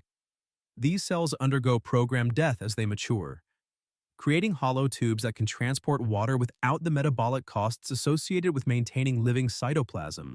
The mechanical properties of lignin revolutionize terrestrial plant architecture by providing structural material strong enough to support vertical growth against gravitational forces. This complex aromatic polymer, composed of cross-linked phenolic compounds, creates biological materials with strength-to-weight ratios that exceed many engineering materials. The biosynthetic pathways that produce lignin require sophisticated enzymatic machinery capable of controlling polymerization reactions with precision that determines the final mechanical properties of the resulting structural material. The development of specialized root systems capable of functioning in partnership with vascular tissues creates the foundation for terrestrial plants that can venture far from water sources while maintaining the high water requirements of photosynthetic metabolism. These roots must penetrate soil to depths where moisture remains available during drought periods, then transport this water against gravitational gradients to aerial photosynthetic tissues that may be positioned meters above the soil surface. The physiological coordination required for vascular plant function necessitates communication systems that can operate across the entire plant body. Hormonal signaling networks become essential for coordinating growth responses, resource allocation, and stress responses across organs that may be separated by substantial distances and subject to very different environmental conditions. Auxins, cytokinins, gibberellins, and other plant hormones create chemical communication systems that enable integrated responses to environmental challenges. The metabolic innovations that support vascular tissue construction and maintenance require energy investments that dwarf anything previously attempted by terrestrial plants.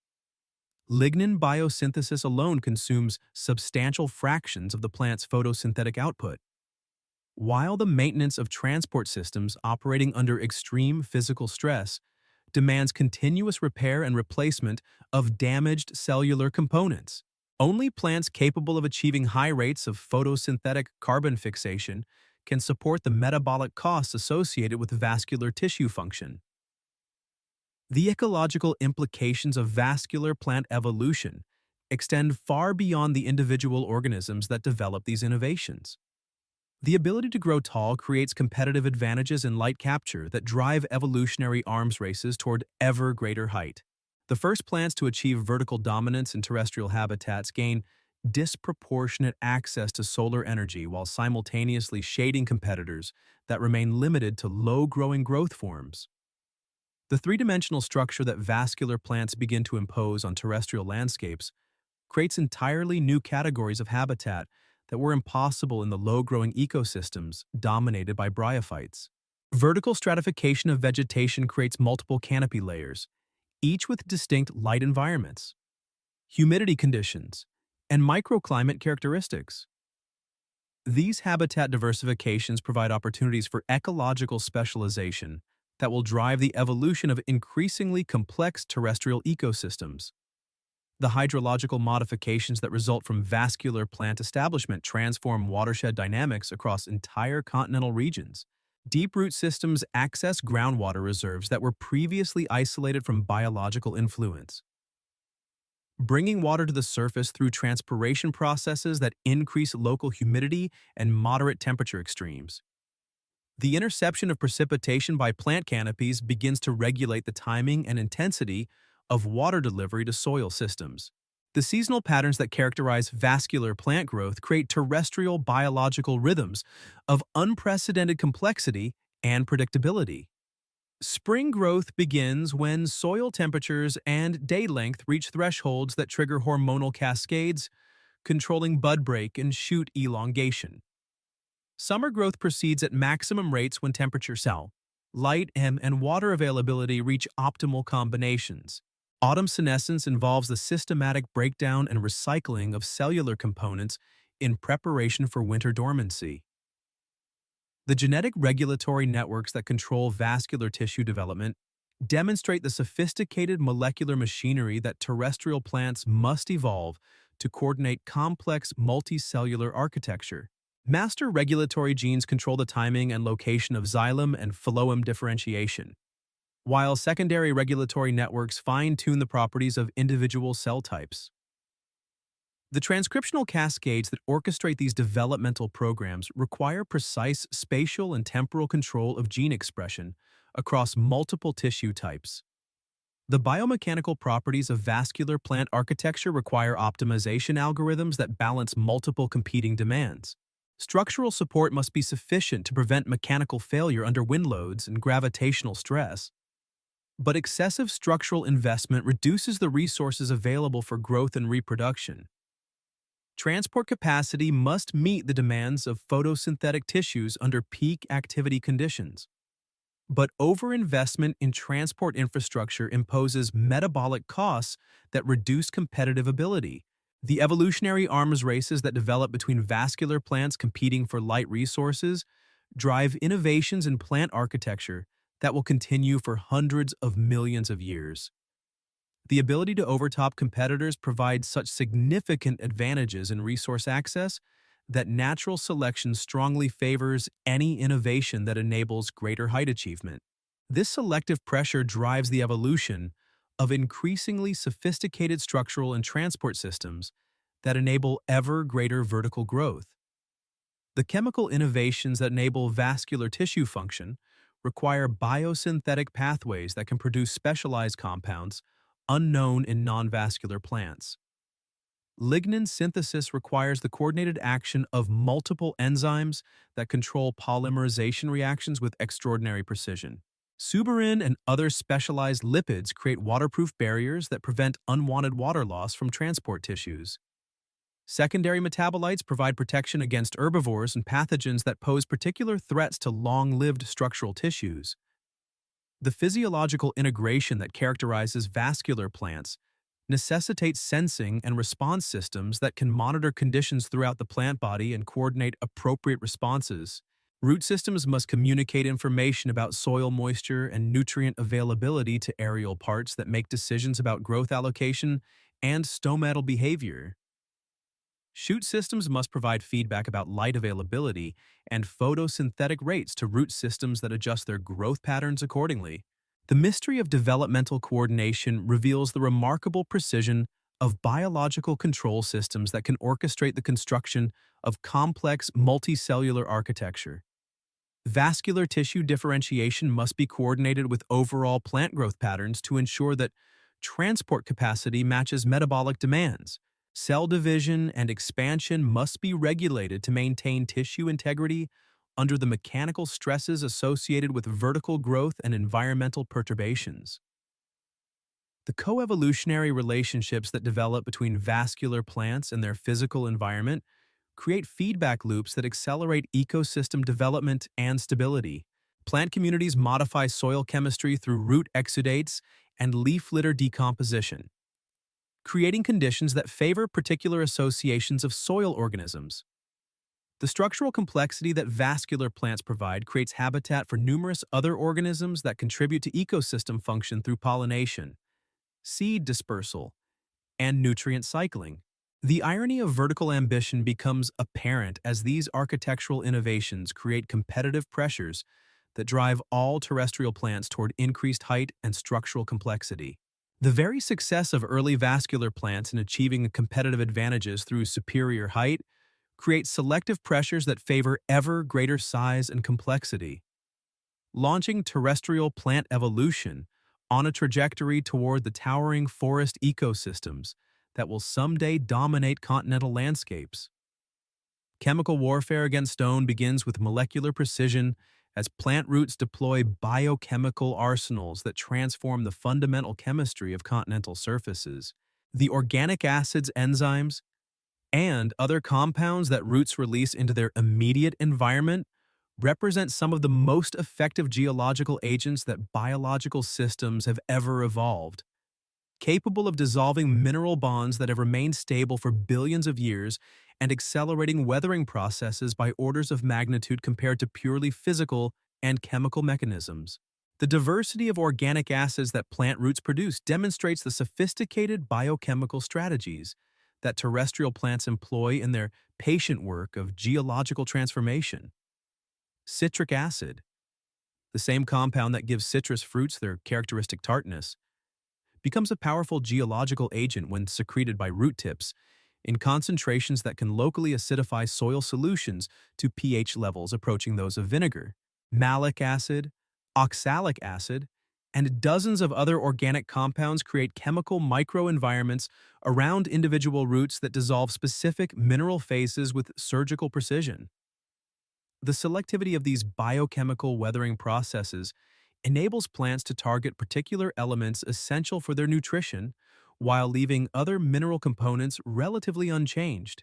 Phosphorus, locked within crystal lattices of apatite and other phosphate minerals since the formation of the Earth's crust, becomes accessible through enzymatic processes that can cleave phosphate groups from mineral matrices with efficiency that exceeds any non-biological weathering process.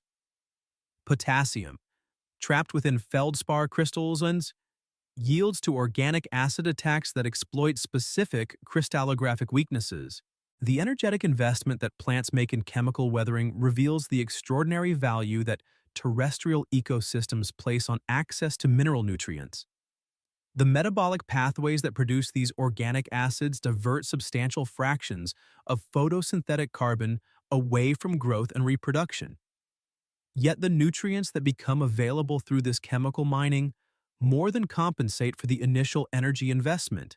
This biological economics demonstrates optimization principles that operate across timescales, ranging from seasonal growth cycles to evolutionary adaptation periods. The spatial organization of chemical weathering around root systems creates zones of enhanced mineral dissolution that extend far beyond the physical boundaries of root tissues. The diffusion of organic acids through soil pore spaces creates spheres of chemical influence that can extend several centimeters from individual root surfaces, multiplying the effective volume of soil that each plant can chemically modify. These overlapping zones of chemical activity begin to transform entire soil horizons through the collective action of plant communities. The temporal patterns of root acid production coordinate with seasonal cycles of plant growth and nutrient demand, creating annual pulses of chemical weathering intensity that accelerate during periods of active growth and reproduction. Spring root growth coincides with maximum acid production, as plants mobilize mineral nutrients for new tissue construction. Summer photosynthetic activity provides the carbon skeletons necessary for continued organic acid synthesis. Autumn senescence triggers final pulses of chemical activity as plants attempt to recover and store mineral nutrients before winter dormancy. The coevolutionary relationships between plants and soil minerals drive innovations in both biological chemistry and mineralogy that transform the interface between living and non-living systems. Plants evolve increasingly sophisticated biochemical tools for mineral dissolution, while weathering processes create new mineral phases that are more readily accessible to biological attack. Clay minerals formed through the breakdown of primary rock-forming minerals provide high surface area substrates that concentrate and exchange nutrients with remarkable efficiency. The pH buffering that results from intensive biological weathering creates soil chemical conditions that favor the establishment and persistence of diverse plant communities. The organic acids that initially drive mineral dissolution eventually become neutralized by the basic cations that they liberate from mineral structures, creating soil solutions with pH values optimal for most terrestrial plant growth. This self-regulating chemistry demonstrates the homeostatic properties that emerge from complex biological-geological interactions. The enzymatic machinery that enables biological weathering operates through catalytic mechanisms that achieve reaction rates millions of times faster than equivalent non-biological processes. Phosphatase enzymes, secreted by both plant roots and associated microorganisms, cleave phosphate groups from organic and mineral substrates with specificity that targets particular molecular bonds while leaving others intact. These biological catalysts operate under the mild temperature and pressure conditions that characterize soil environments, yet achieve chemical transformations that would require extreme conditions in purely inorganic systems. The molecular recognition systems that enable plants to identify and target specific mineral phases demonstrate the extraordinary sophistication of biological sensing mechanisms. Root tip cells can detect the presence of particular minerals through chemical signaling pathways that trigger appropriate enzymatic responses. This selective targeting enables plants to focus their chemical weathering efforts on mineral phases that contain the highest concentrations of essential nutrients. The symbiotic relationships between plant roots and soil microorganisms multiply the effectiveness of biological weathering through cooperative mechanisms that combine the specialized capabilities of different organism types. Mycorrhizal fungi extend the spatial reach of plant chemical weathering through hyphal networks that can penetrate microscopic cracks in mineral grains inaccessible to plant roots. Bacterial partners contribute specialized enzymes that target specific mineral bonds, creating biochemical consortiums capable of dissolving mineral phases that neither plants nor microorganisms could attack independently. The architectural modifications that roots undergo to optimize chemical weathering efficiency demonstrate the integrated nature of biological design solutions. Root hairs, microscopic extensions of root surface cells and increase the surface area available for acid secretion by orders of magnitude while penetrating soil pore spaces too small for normal root penetration. Specialized root tips develop cellular architectures that maximize the production and secretion of organic acids while maintaining the structural integrity necessary for continued growth through the resistant soil matrices. The feedback mechanisms that regulate biological weathering intensity prevent excessive soil acidification while maintaining optimal conditions for nutrient mobilization. When soil pH drops below optimal levels due to intensive acid production, Plants adjust their metabolic investment in organic acid synthesis, allowing natural buffering processes to restore chemical balance. This regulatory precision demonstrates the sophisticated environmental sensing and response capabilities that terrestrial plants must develop to function effectively as geological agents. The geochemical cycles that emerge from widespread biological weathering begin to connect terrestrial and oceanic systems through mechanisms that operate on continental scales.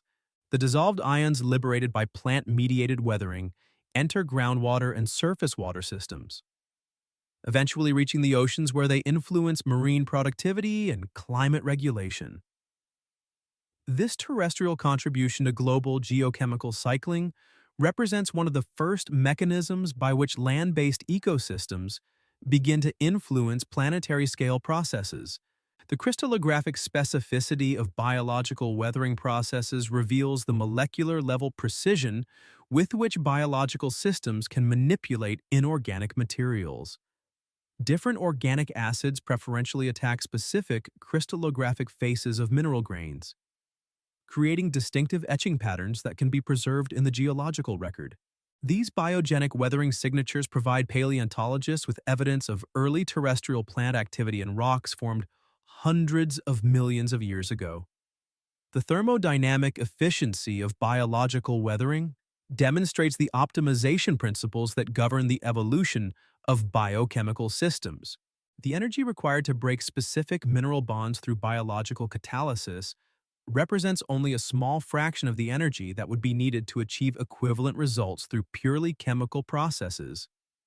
This efficiency advantage enables plants to achieve significant geological modifications with modest metabolic investments, making biological weathering competitive with other potential uses of photosynthetic energy.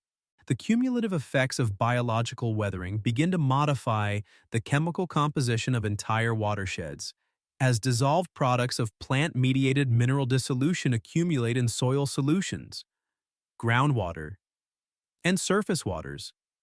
The base cations, calcium, magnesium, potassium, sodium that plants liberate from silicate minerals create chemical signatures that can be detected in stream waters draining areas of intensive plant activity.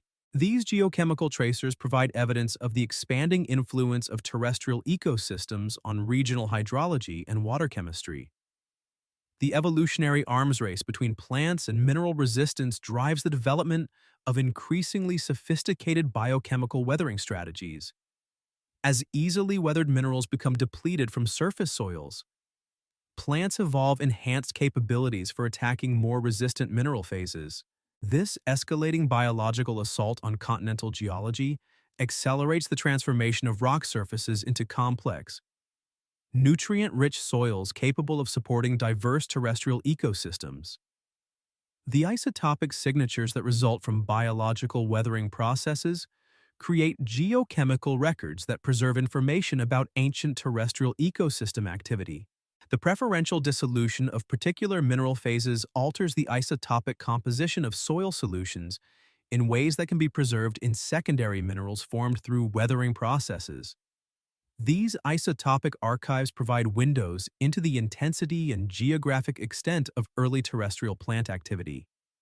The mechanical aspects of chemical weathering reveal the physical consequences of molecular-scale mineral dissolution, as organic acids dissolve cement materials that bind mineral grains together. Previously coherent rock masses begin to disaggregate into loose assemblages of individual crystals. This chemical disaggregation accelerates physical weathering processes by increasing the surface area available for continued chemical attack and enabling the penetration of weathering agents into previously inaccessible mineral surfaces. The seasonal storage of weathering products in plant tissues creates biological reservoirs that concentrate and redistribute mineral nutrients across temporal and spatial scales. Plants accumulate the products of intensive chemical weathering during periods of active growth, then release these nutrients back to soil systems through leaf fall and root turnover. This biological cycling of weathering products creates more complex and dynamic nutrient availability patterns than would result from purely geochemical processes. The mystery of weathering coordination reveals the sophisticated communication systems that enable plant communities to optimize their collective chemical impact on geological substrates. Individual plants must somehow coordinate their weathering activities to avoid excessive local acidification while ensuring adequate mineral nutrient mobilization. The molecular mechanisms that enable this coordination likely involve chemical signaling through soil solutions and possibly electrical communication through root networks. The evolutionary innovations that enable chemical weathering require the coordinated development of multiple biochemical and physiological systems. Organic acid synthesis pathways must be linked to nutrient sensing mechanisms that can detect mineral nutrient deficiencies. Secretory systems must be capable of delivering these acids to appropriate locations around root surfaces. Transport systems must be able to absorb and distribute the mineral nutrients that become available through weathering processes. The irony of destructive construction becomes apparent as these chemical attacks on geological substrates create the conditions necessary for terrestrial ecosystem development and persistence. The systematic dissolution of primary minerals that have existed since the formation of continental crust provides the chemical foundation for soil systems that will support terrestrial life for hundreds of millions of years. Through their patient work of chemical destruction, plants create the geological conditions necessary for their own long-term success and the evolution of increasingly complex terrestrial ecosystems. Oxygen's quiet abundance accumulates in Earth's atmosphere through the patient work of terrestrial photosynthesis. As land plants begin their subtle but profound contribution to the atmospheric chemistry that will define the planet for hundreds of millions of years, the transition from purely marine oxygen production to terrestrial photosynthetic systems represents a fundamental shift in the geographical distribution of atmospheric gas exchange. Moving oxygen generation from oceanic depths to continental surfaces where different physical and chemical processes govern gas exchange with the atmosphere. The photosynthetic machinery that terrestrial plants employ operates with the same fundamental biochemical principles that marine organisms have used for over 2 billion years. Yet the environmental context of terrestrial photosynthesis creates entirely new patterns of oxygen production and release. Land plants must conduct photosynthesis in direct contact with the atmosphere rather than through the buffering medium of seawater, creating more immediate and dynamic connections between biological metabolism and atmospheric composition. The stomatal regulation systems that control gas exchange in terrestrial plants introduce temporal patterns of oxygen release that were impossible in marine environments.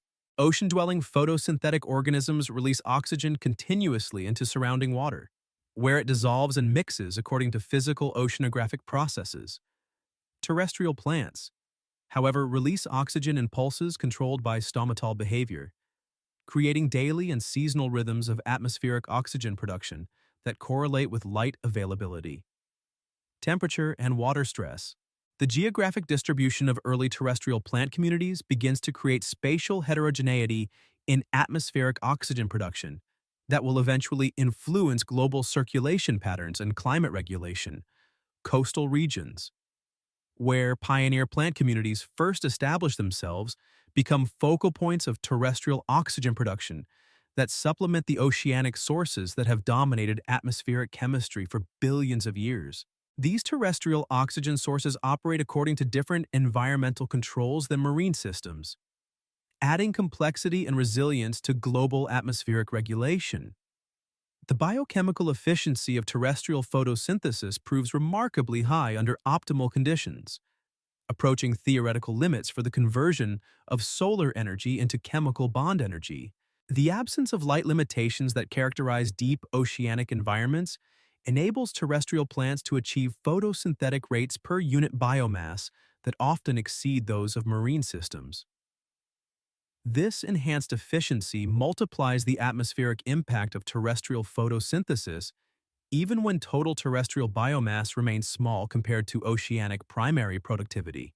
The seasonal patterns that characterize terrestrial photosynthesis create annual cycles of atmospheric oxygen concentration that provide some of the first biological rhythms that operate independently of oceanic processes.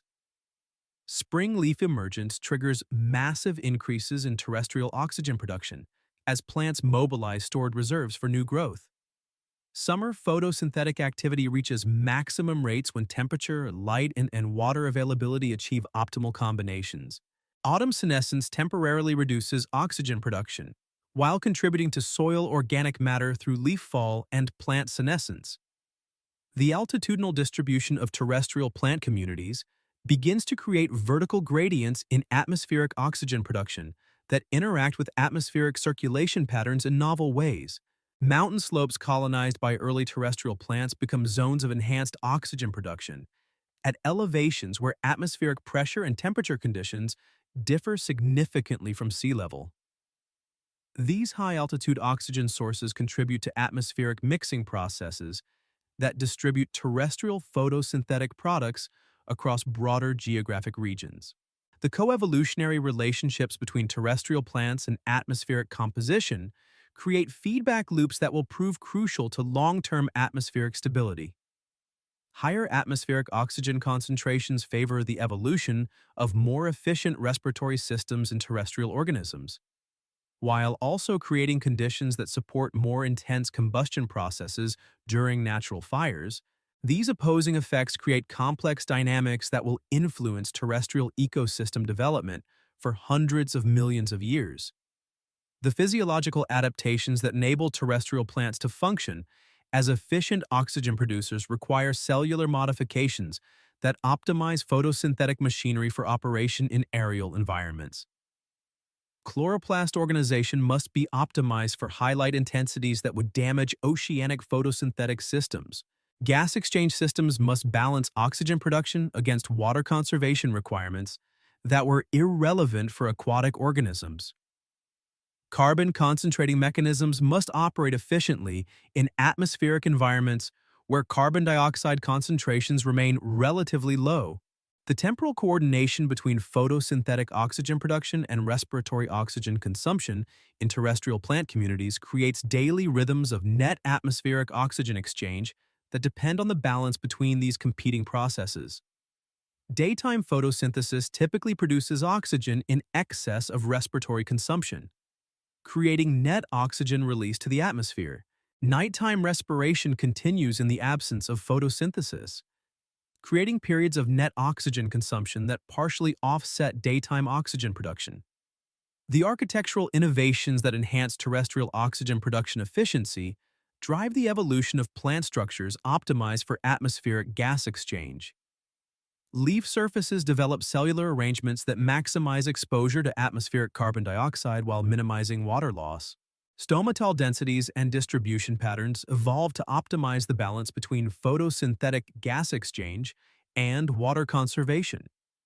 Internal airspace organization develops to facilitate efficient gas transport between atmospheric exchange points and photosynthetic tissues. The biochemical innovations that support enhanced terrestrial photosynthesis require metabolic pathways that can function efficiently under the variable environmental conditions that characterize terrestrial habitats. Photosynthetic enzyme systems must maintain activity across temperature ranges that exceed those found in oceanic environments. Carbon fixation mechanisms must operate efficiently despite fluctuations in carbon dioxide, availability, and water stress. Photoprotective systems must prevent damage from light intensities that would be impossible in aquatic environments.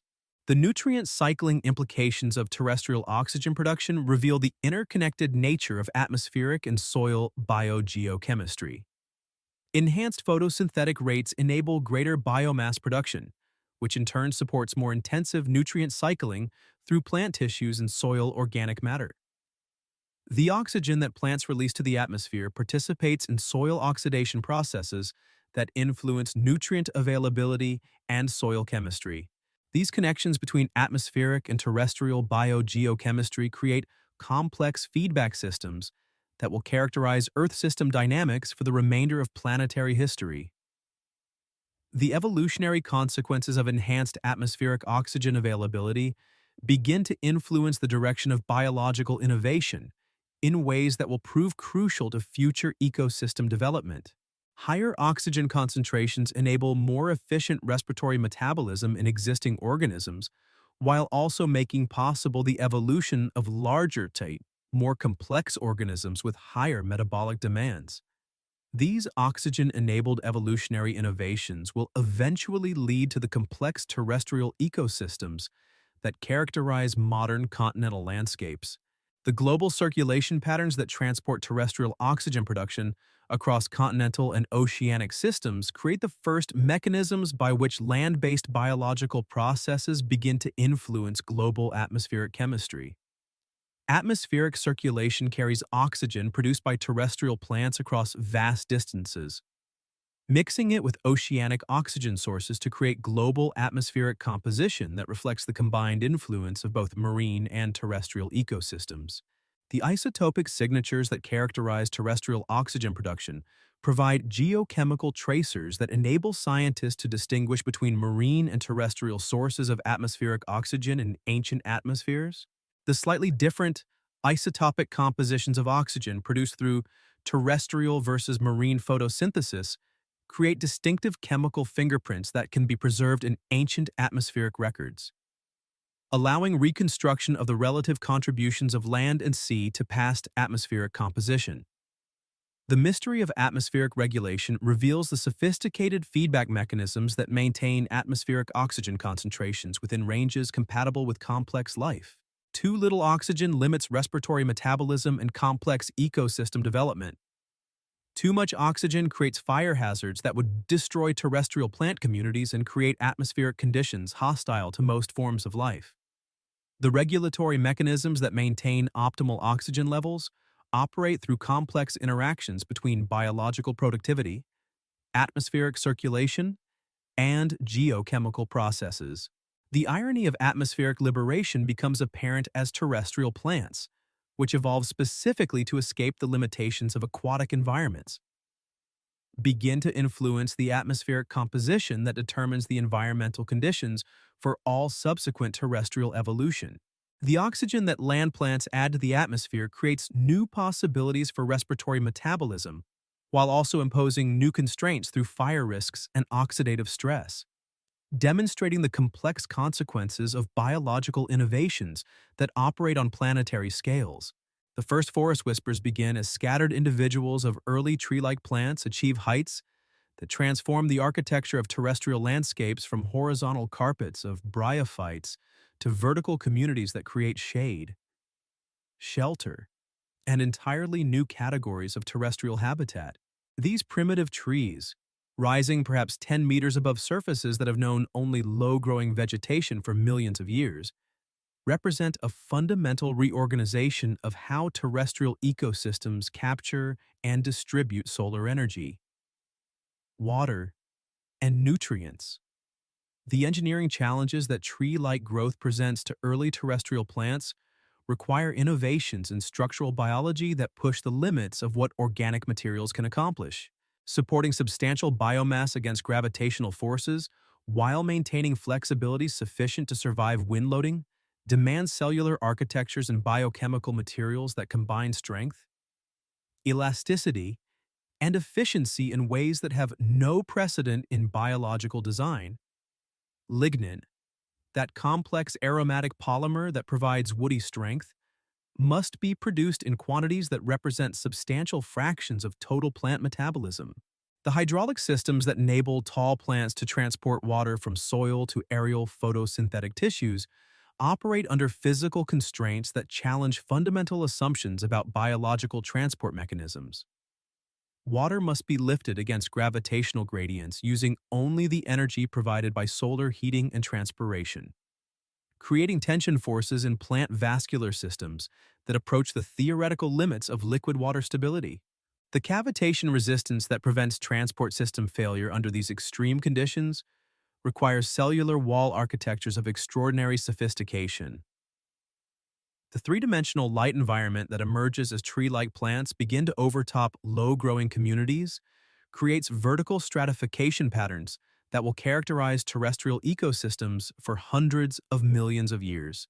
Upper canopy layers intercept the majority of incident solar radiation, creating shaded understory environments where different photosynthetic strategies prove optimal.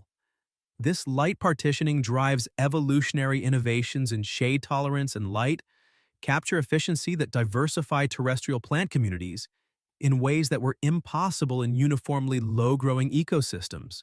The microclimate modification that results from tree canopy development transforms the environmental conditions that determine which organisms can survive in terrestrial habitats. Wind speeds decrease dramatically beneath developing canopies, reducing mechanical stress on smaller plants while also decreasing convective heat and water loss. Humidity levels increase due to transpiration from large leaf surfaces, creating atmospheric conditions that enable organisms with limited desiccation tolerance to persist in environments that would otherwise exceed their physiological limits. The soil development that accelerates beneath early forest communities demonstrates the profound ecological engineering capabilities of trees. Deep root systems penetrate soil horizons that remain inaccessible to shallow-rooted plants, accessing mineral nutrients from greater depths while also contributing organic matter to previously sterile soil layers. The organic carbon that accumulates from leaf fall and root turnover creates soil organic matter reservoirs that store nutrients and water while providing habitat for diverse communities of soil organisms. The seasonal patterns that tree communities impose on terrestrial environments create temporal heterogeneity in resource availability and environmental conditions that drive adaptive responses throughout terrestrial ecosystems. Spring leaf emergence triggers synchronized increases in primary productivity that ripple through entire food webs. Summer canopy development creates maximum shade and humidity conditions that peak during the warmest months. Autumn leaf senescence releases massive pulses of organic matter and nutrients that fuel decomposer communities through winter months. The architectural diversity that emerges among early tree-like plants reflects different solutions to the optimization problems posed by tall growth in terrestrial environments. Some species develop broad, spreading canopies that maximize light capture per unit height investment. Others evolve narrow, columnar forms that minimize wind resistance while achieving maximum height with minimum structural investment. Still others develop flexible branching patterns that can adjust to local light and wind conditions through plastic growth responses. The reproductive strategies that tree-like plants employ must account for the new challenges and opportunities associated with the substantial height achievement. Elevating reproductive structures above ground level enables wind dispersal of pollen and spores across distances that would be impossible for ground-level plants. However, this aerial reproduction also requires protection against desiccation and UV radiation that were less significant threats for low-growing plants. Specialized reproductive structures evolve that balance dispersal efficiency against survival requirements. The competitive dynamics that emerge as tree-like growth becomes possible transform terrestrial plant communities from cooperative associations focused on stress tolerance to competitive hierarchies organized around light capture ability. The first plants to achieve substantial height gain disproportionate access to solar energy while simultaneously reducing light availability for competitors. This asymmetric competition drives evolutionary arms races toward ever greater height achievement that will continue for hundreds of millions of years. The physiological coordination required for tree function necessitates communication systems that can operate across vertical distances spanning many meters. Hydraulic signals that transmit information about water stress from roots to leaves must function across pressure gradients that vary dramatically with height. Hormonal communication networks must coordinate growth and development across plant organs that may experience very different environmental conditions due to their position within the vertical profile of terrestrial communities. The biochemical innovations that enable tree metabolism require cellular and molecular systems capable of supporting the enhanced energy demands associated with tall growth.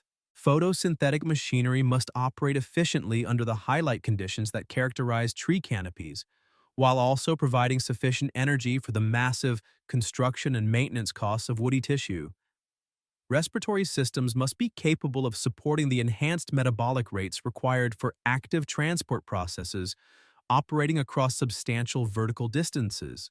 The ecological cascades that result from tree establishment propagate throughout terrestrial ecosystems as the environmental modifications created by tall plants enable new categories of organisms to colonize terrestrial habitats. Shade-tolerant plants can establish beneath tree canopies where they would be impossible in open terrestrial environments. Specialized decomposer communities develop to process the complex organic compounds found in woody tissues. Atmospheric humidity increases, enable organisms with limited desiccation tolerance to expand their terrestrial distributions. The geochemical modifications that trees impose on their local environment extend the influence of biological processes deeper into soil profiles and higher into atmospheric layers than was possible with low-growing plant communities. Deep root systems access and redistribute nutrients from soil horizons beyond the reach of shallow-rooted plants. Tall canopies influence atmospheric circulation patterns through their effects on wind flow and heat exchange. These expanded zones of biological influence accelerate the integration of terrestrial ecosystems with atmospheric and hydrological systems. The evolutionary feedback loops that develop as tree-like growth becomes established create selective pressures that favor continued innovations in plant architecture and physiology. Success in achieving height provides such significant competitive advantages that natural selection strongly favors any innovation that enables greater size achievement. This selective pressure drives the evolution of increasingly sophisticated structural and physiological systems that will eventually enable tree species to achieve heights measured in tens of meters. The mystery of developmental coordination reveals the remarkable precision of biological control systems that can orchestrate the construction of complex three-dimensional architectures under variable environmental conditions. Tree development must coordinate cambial growth that increases stem diameter with apical growth that extends height while maintaining appropriate proportions between structural support and photosynthetic capacity. The regulatory networks that achieve this coordination integrate information about mechanical stress, resource availability, and competitive pressures through mechanisms that remain incompletely understood even today. The coevolutionary relationships that develop between trees and other terrestrial organisms establish the foundation for complex ecological networks that will characterize forest ecosystems throughout their subsequent evolution. Trees provide structural habitat for numerous other organisms while depending on soil communities for nutrient cycling and mycorrhizal partners for enhanced resource acquisition. These interdependencies create ecological communities with emergent properties that exceed the capabilities of individual species. The irony of vertical ambition becomes apparent, as the competitive advantages gained through height achievement create ecological pressures that drive all terrestrial plants toward increased size and structural complexity. The success of early tree-like plants in monopolizing light resources forces other plant species to either develop their own height-gaining strategies or evolve specialized adaptations for life in the shaded environments that trees create, launching terrestrial plant evolution on trajectories that will eventually produce the complex forest ecosystems that dominate many continental landscapes. Rivers learn new chemistry as terrestrial plant communities begin their patient work of transforming the chemical composition of continental water systems through processes that have no equivalent in the oceanic environments that have dominated global hydrology for billions of years. The organic compounds that leach from plant tissues, the modified weathering products that emerge from plant-mediated soil chemistry, and the biological processing of dissolved materials create water chemistry signatures that mark the beginning of terrestrial influence on global biogeochemical cycling.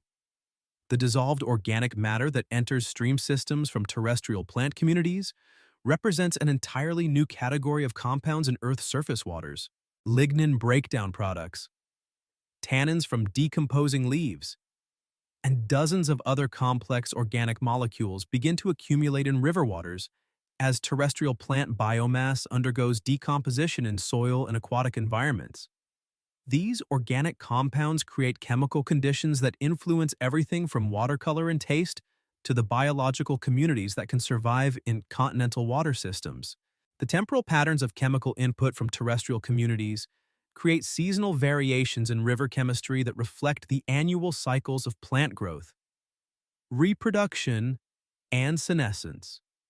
Spring snowmelt and rainfall carry dissolved nutrients that have accumulated in soils during winter months, creating pulses of nitrogen, phosphorus, and other essential elements that will prove crucial to the development of aquatic ecosystems and continental water systems. Summer drought periods concentrate these dissolved materials, while autumn leaf fall creates massive inputs of organic carbon that fuel decomposer communities through winter months. The pH modifications that result from terrestrial plant activity begin to alter the acid-base chemistry of continental waters in ways that influence mineral solubility, biological productivity, and ecosystem structure. The organic acids produced by plant root systems and decomposition processes tend to acidify soil solutions, creating drainage waters with pH values lower than those that characterize purely geochemical weathering systems. These acidic conditions enhance the mobility of many trace elements, while also creating chemical environments that favor particular groups of microorganisms. The nutrient cycling patterns that emerge as plant communities become established along river corridors create biogeochemical connections between terrestrial and aquatic ecosystems that operate through mechanisms unknown in purely oceanic systems. Nitrogen fixed by terrestrial plant communities enters stream systems through groundwater flow and surface runoff, supplementing the limited nitrogen sources available to aquatic primary producers. Phosphorus, weathered from continental rocks by plant-mediated processes, becomes available to downstream aquatic communities through river transport. The sediment chemistry modifications that result from terrestrial plant establishment begin to alter the composition and properties of materials transported by continental river systems. Soil particles formed through biological weathering processes carry organic matter and associated nutrients that were absent from the purely mineral sediments that characterized rivers before terrestrial plant colonization. These biogenic sediments create different depositional environments and support different communities of organisms when they reach marine systems.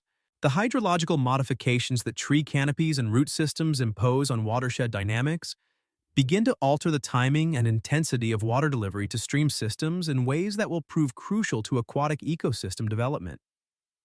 Plant interception of precipitation delays water delivery to streams while also reducing peak flow rates during storm events. Evapotranspiration from plant communities removes water from terrestrial systems, concentrating dissolved materials in the water that eventually reaches streams while also reducing total water yields from terrestrial watersheds. The biological processing of dissolved materials in stream systems begins to create aquatic food webs based on terrestrial carbon inputs rather than purely aquatic primary production. Bacteria and fungi that specialize in decomposing terrestrial organic matter become important components of stream ecosystems, converting complex plant-derived compounds into forms that can be utilized by other aquatic organisms. These terrestrial aquatic linkages create ecological connections that span multiple habitat types and ecosystem boundaries. The chemical complexity that characterizes streams draining terrestrial plant communities far exceeds anything found in purely geochemical water systems. Hundreds of different organic compounds, representing various stages of plant tissue decomposition and soil organic matter formation, create chemical environments that support diverse communities of specialized microorganisms. The molecular diversity found in these early terrestrial-influenced waters provides the foundation for complex biogeochemical processing that will characterize freshwater ecosystems throughout their subsequent evolution. The geographic patterns of river chemistry modification reflect the patchy distribution of early terrestrial plant communities across continental landscapes. Streams draining areas with well-established plant communities develop chemical signatures that distinguish them from streams draining purely mineral watersheds. These chemical differences propagate downstream, creating gradients in water chemistry that influence aquatic community composition across entire river networks. The seasonal storage and release patterns that characterize terrestrial plant interactions with water systems create temporal heterogeneity in stream chemistry that drives adaptive responses throughout freshwater ecosystems. Spring nutrient pulses trigger algal blooms and enhanced aquatic productivity. Summer low-flow periods concentrate dissolved materials while reducing habitat availability. Autumn organic matter inputs provide energy subsidies that sustain aquatic communities through winter months when primary productivity remains low. The coevolutionary relationships that develop between terrestrial plant communities and stream ecosystems establish feedback loops that influence both terrestrial and aquatic system development. Stream-dwelling organisms process terrestrial organic matter inputs, releasing nutrients that can be transported back to terrestrial systems through groundwater flow or taken up by riparian plant communities. These bidirectional exchanges create integrated terrestrial aquatic systems with emergent properties that exceed the capabilities of either ecosystem type alone. The isotopic signatures that characterize waters draining terrestrial plant communities provide geochemical tracers that enable scientists to track the influence of terrestrial ecosystems on regional and global water chemistry. The distinctive carbon isotope ratios of terrestrial plant materials create chemical fingerprints in dissolved organic matter that can be traced through entire river networks and into marine systems. These isotopic markers provide quantitative measures of terrestrial ecosystem influence on global biogeochemical cycling. The trace element chemistry that develops in streams influenced by terrestrial plant communities reflects the enhanced weathering processes that characterize biologically active soils. Elements such as iron, manganese, and aluminum undergo complex cycling between dissolved and particulate phases as they encounter the organic compounds produced by terrestrial plants.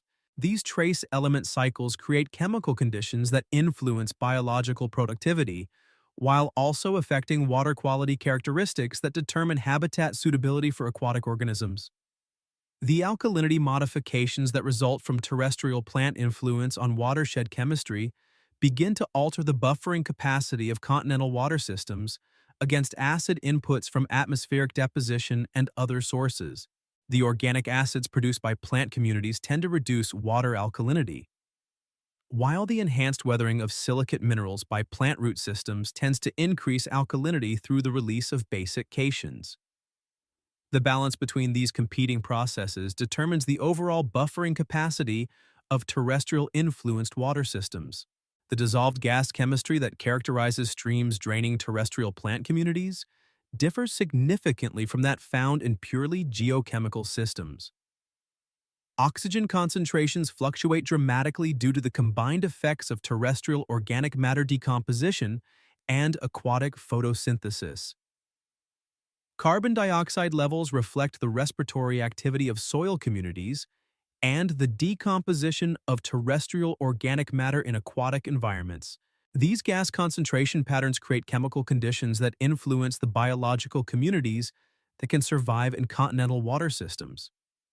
The molecular complexity that emerges in terrestrial-influenced water systems creates opportunities for biochemical innovations that were impossible in purely geochemical environments.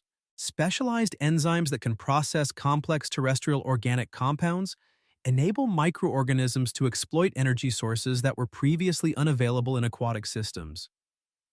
The metabolic diversity that develops in these chemically complex environments establishes the foundation for freshwater ecosystem complexity that will continue to increase as terrestrial plant communities expand across continental landscapes. The mystery of chemical coordination reveals the sophisticated regulatory mechanisms that enable terrestrial and aquatic systems to function as integrated units despite their fundamentally different physical and chemical properties.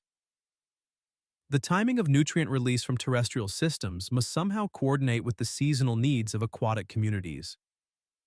While aquatic processing of terrestrial materials must occur at rates that prevent accumulation of toxic compounds, these coordination mechanisms operate through complex feedback loops that involve both biological and geochemical processes.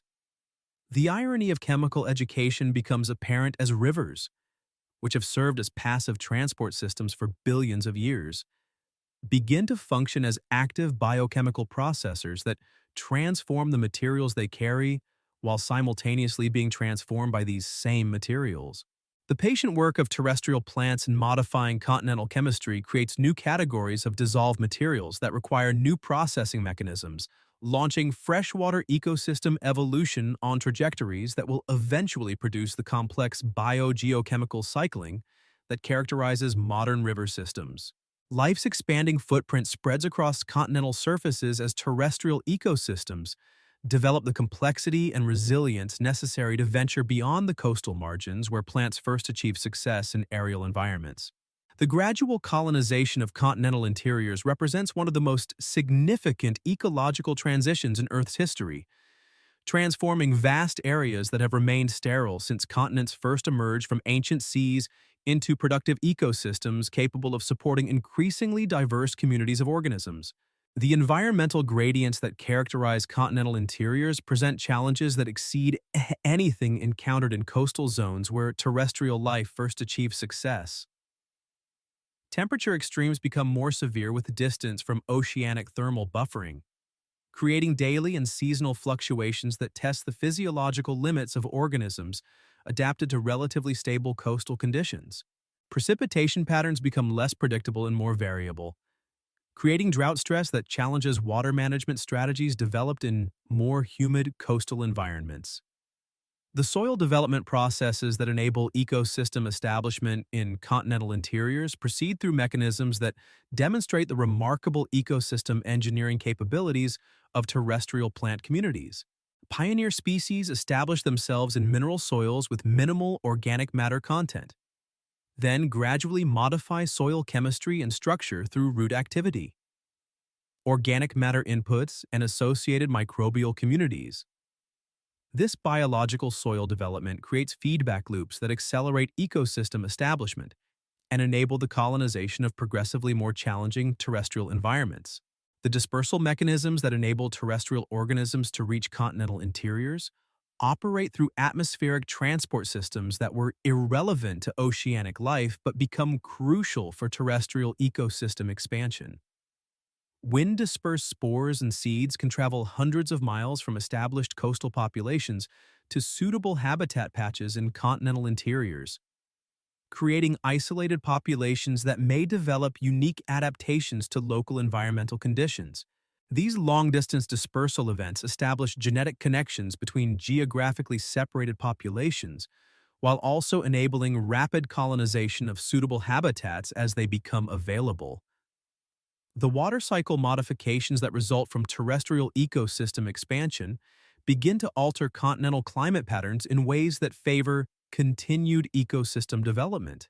Transpiration from terrestrial plant communities increases atmospheric humidity in continental interiors, moderating temperature extremes while also contributing to precipitation patterns through enhanced atmospheric moisture content. These biological modifications of local climate create positive feedback loops that facilitate further ecosystem expansion into previously unsuitable areas.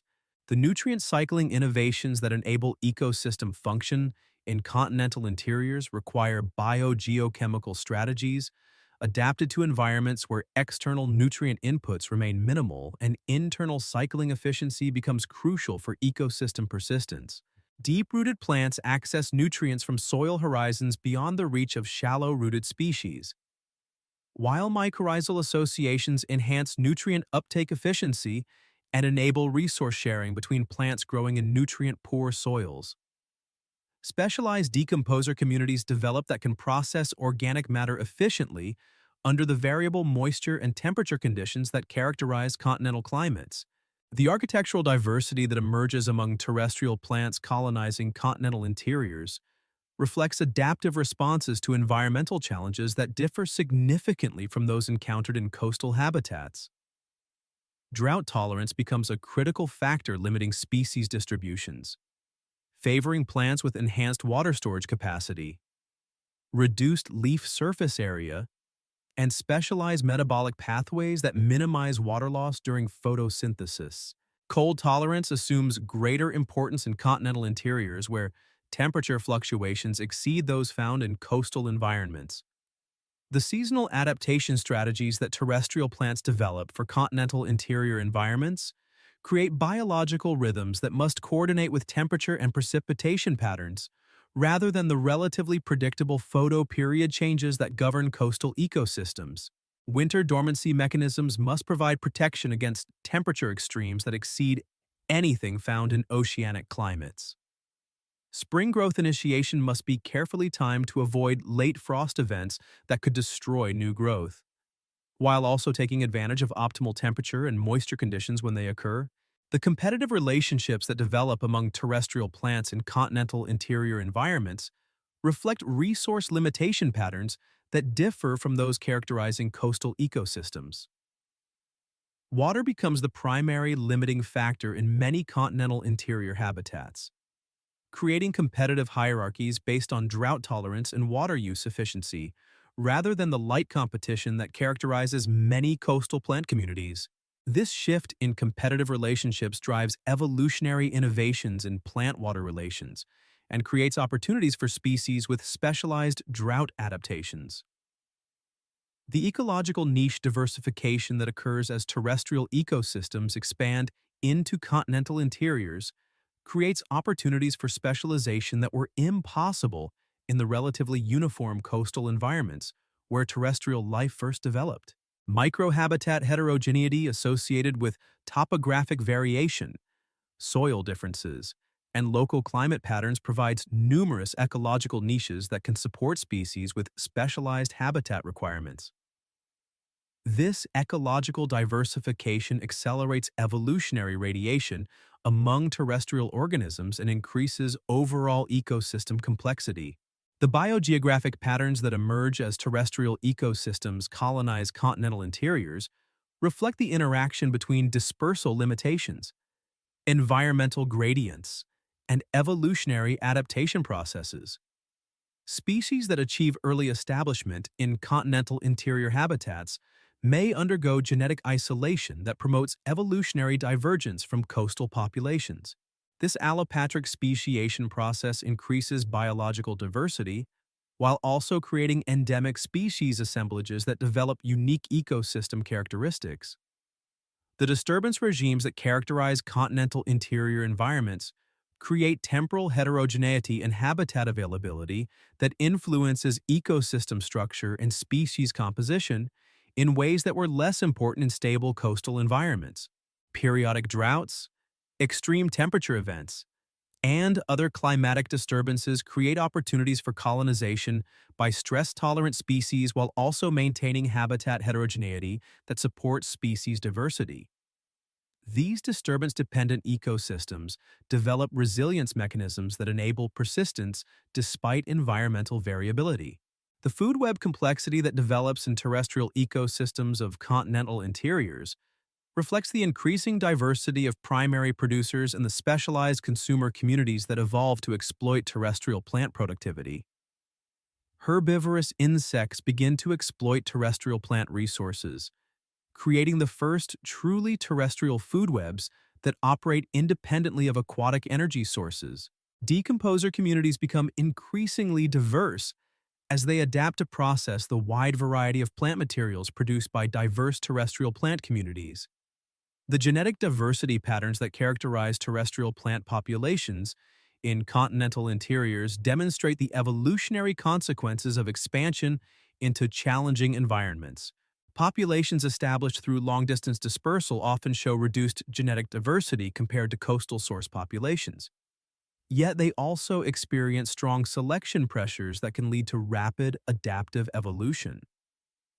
This combination of genetic bottlenecks and intense selection creates evolutionary dynamics that accelerate adaptation to novel environmental conditions.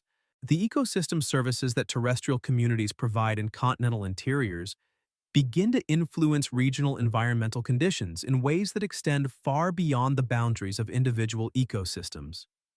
Soil stabilization by plant root systems reduces erosion rates and improves water quality in downstream aquatic systems. Carbon sequestration in terrestrial biomass and soils begins to influence atmospheric chemistry on regional scales.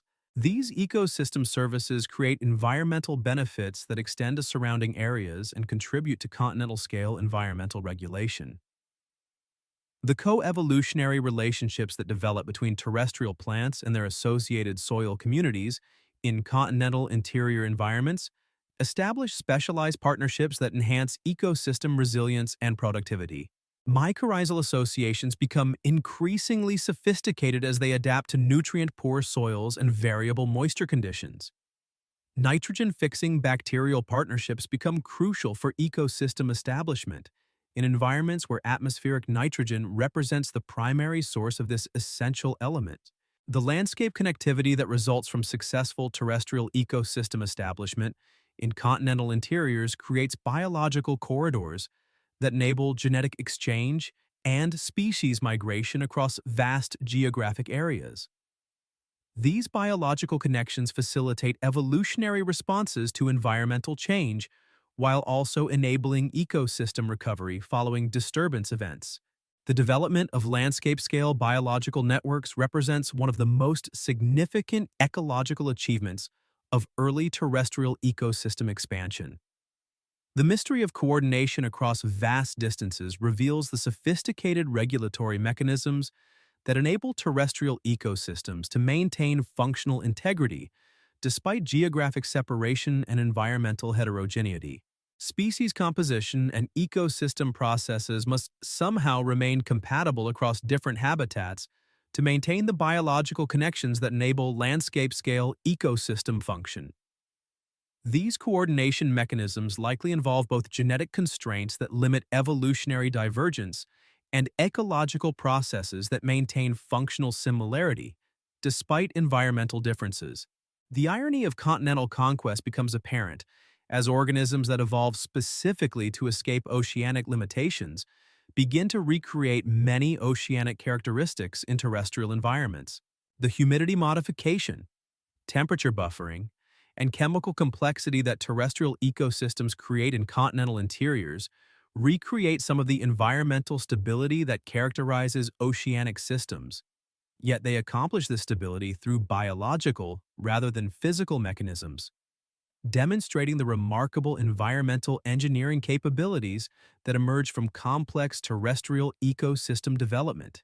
The long sleep of continents begins as terrestrial plant communities settle into the eternal cycles that will define continental landscapes for hundreds of millions of years to come. Growth and decay, photosynthesis and respiration. The seasonal pulse of productivity and dormancy create biological rhythms that operate with the patience of geological processes while maintaining the vital dynamism that distinguishes living systems from purely mineral environments. The metabolic cycles that now characterize terrestrial ecosystems establish patterns of energy and nutrient flow that connect atmospheric, terrestrial, and aquatic systems through biogeochemical pathways of extraordinary complexity and elegant simplicity. Carbon dioxide drawn from the atmosphere becomes incorporated into plant tissues through photosynthetic processes that have remained fundamentally unchanged for billions of years, yet now operate within the three-dimensional architecture of forest canopies and the chemical complexity of biologically active soils. The seasonal respiration of continents creates atmospheric rhythms that pulse with the collective metabolism of terrestrial plant communities. Spring awakening triggers massive increases in carbon dioxide consumption as plants mobilize stored reserves for new growth and canopy development. Summer photosynthesis reaches maximum efficiency as optimal combinations of temperature, light, and water availability enable terrestrial productivity rates that rival the most productive oceanic systems. Autumn senescence releases the carbon accumulated during growing seasons back to the atmosphere through decomposition processes that will sustain soil communities through winter months. The geological patience that terrestrial ecosystems demonstrate in their work of continental transformation operates through mechanisms that accumulate small changes across temporal scales that span millions of years. Individual trees live and die in cycles measured in decades or centuries. Yet their collective influence on soil development, weathering processes, and landscape evolution continues across geological ages. Root systems penetrate deeper into continental bedrock with each generation, while organic matter accumulation gradually transforms the chemical and physical properties of terrestrial surfaces. The water cycles that terrestrial plant communities orchestrate create hydrological patterns that connect local ecosystem processes to continental and global climate systems. Transpiration from forest canopies returns massive quantities of water to the atmosphere, creating precipitation patterns that may influence weather systems thousands of miles away. Root water uptake from deep soil layers brings groundwater into biological circulation, connecting terrestrial ecosystems to hydrological processes that operate on watershed scales. The chemical legacy that early terrestrial plants leave in Earth systems will persist through geological time as a permanent record of life's expansion beyond oceanic boundaries. Organic carbon buried in terrestrial sediments creates fossil fuel deposits that preserve the solar energy captured by ancient forests. Weathering products generated by plant-mediated mineral dissolution alter the chemical composition of oceanic systems through river transport. Atmospheric oxygen concentrations continue to reflect the balance between terrestrial photosynthesis and respiration across continental landscapes.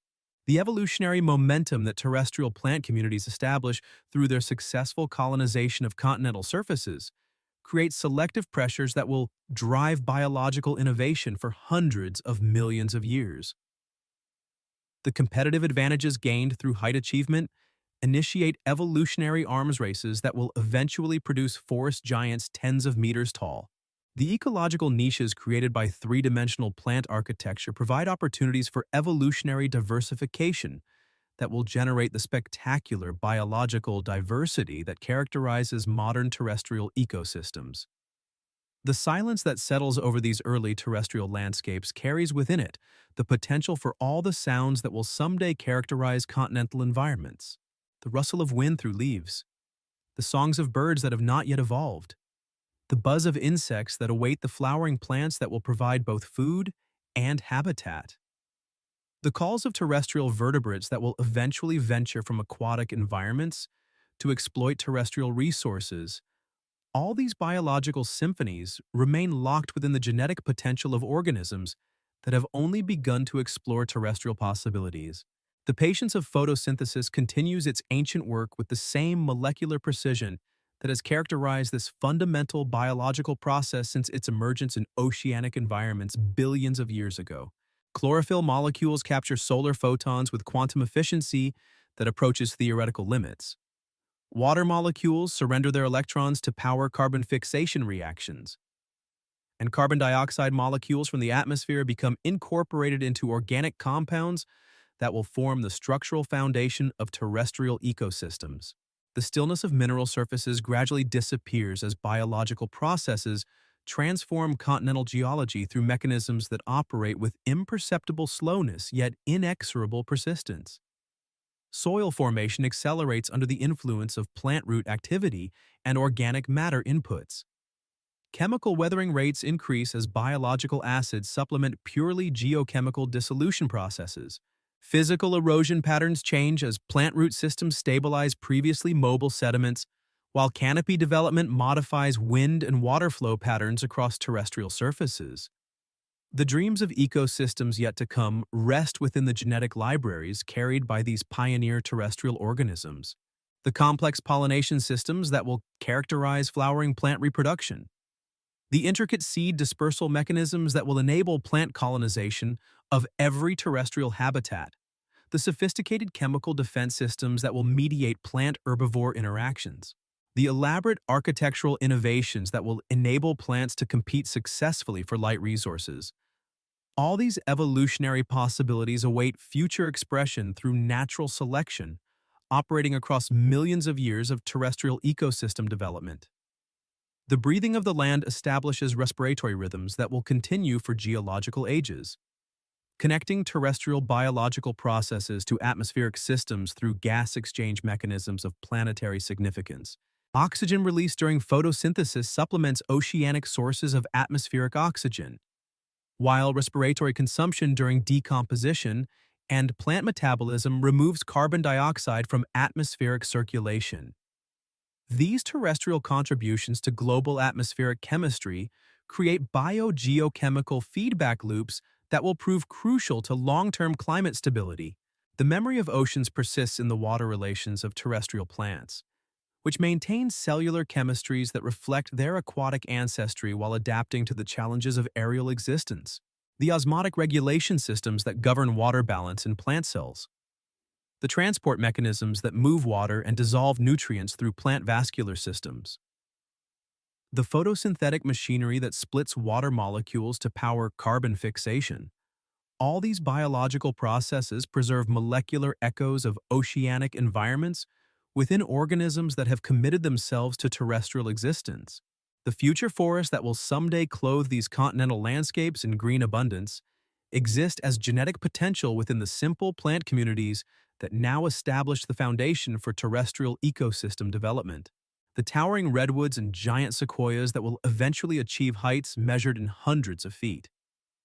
The vast tropical rainforests that will support biological diversity exceeding that of any other terrestrial ecosystem.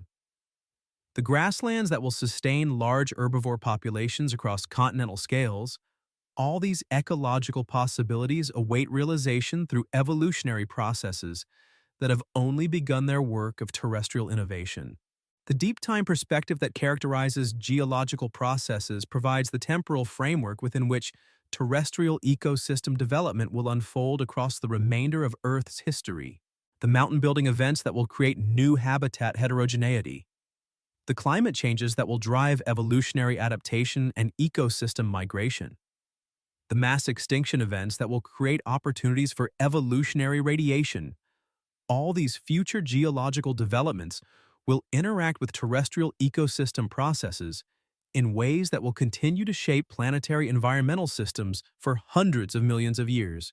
The planetary engineering that terrestrial ecosystems accomplish through their collective metabolism begins to alter Earth system dynamics in ways that will prove irreversible on geological timescales. The modification of atmospheric composition through terrestrial photosynthesis and respiration. The alteration of continental weathering processes through biological mineral dissolution. The transformation of hydrological cycles through terrestrial evapotranspiration. These biological influences on planetary systems represent permanent changes in how Earth functions as an integrated environmental system. The sleep that now settles over continental landscapes represents not cessation but patient continuity.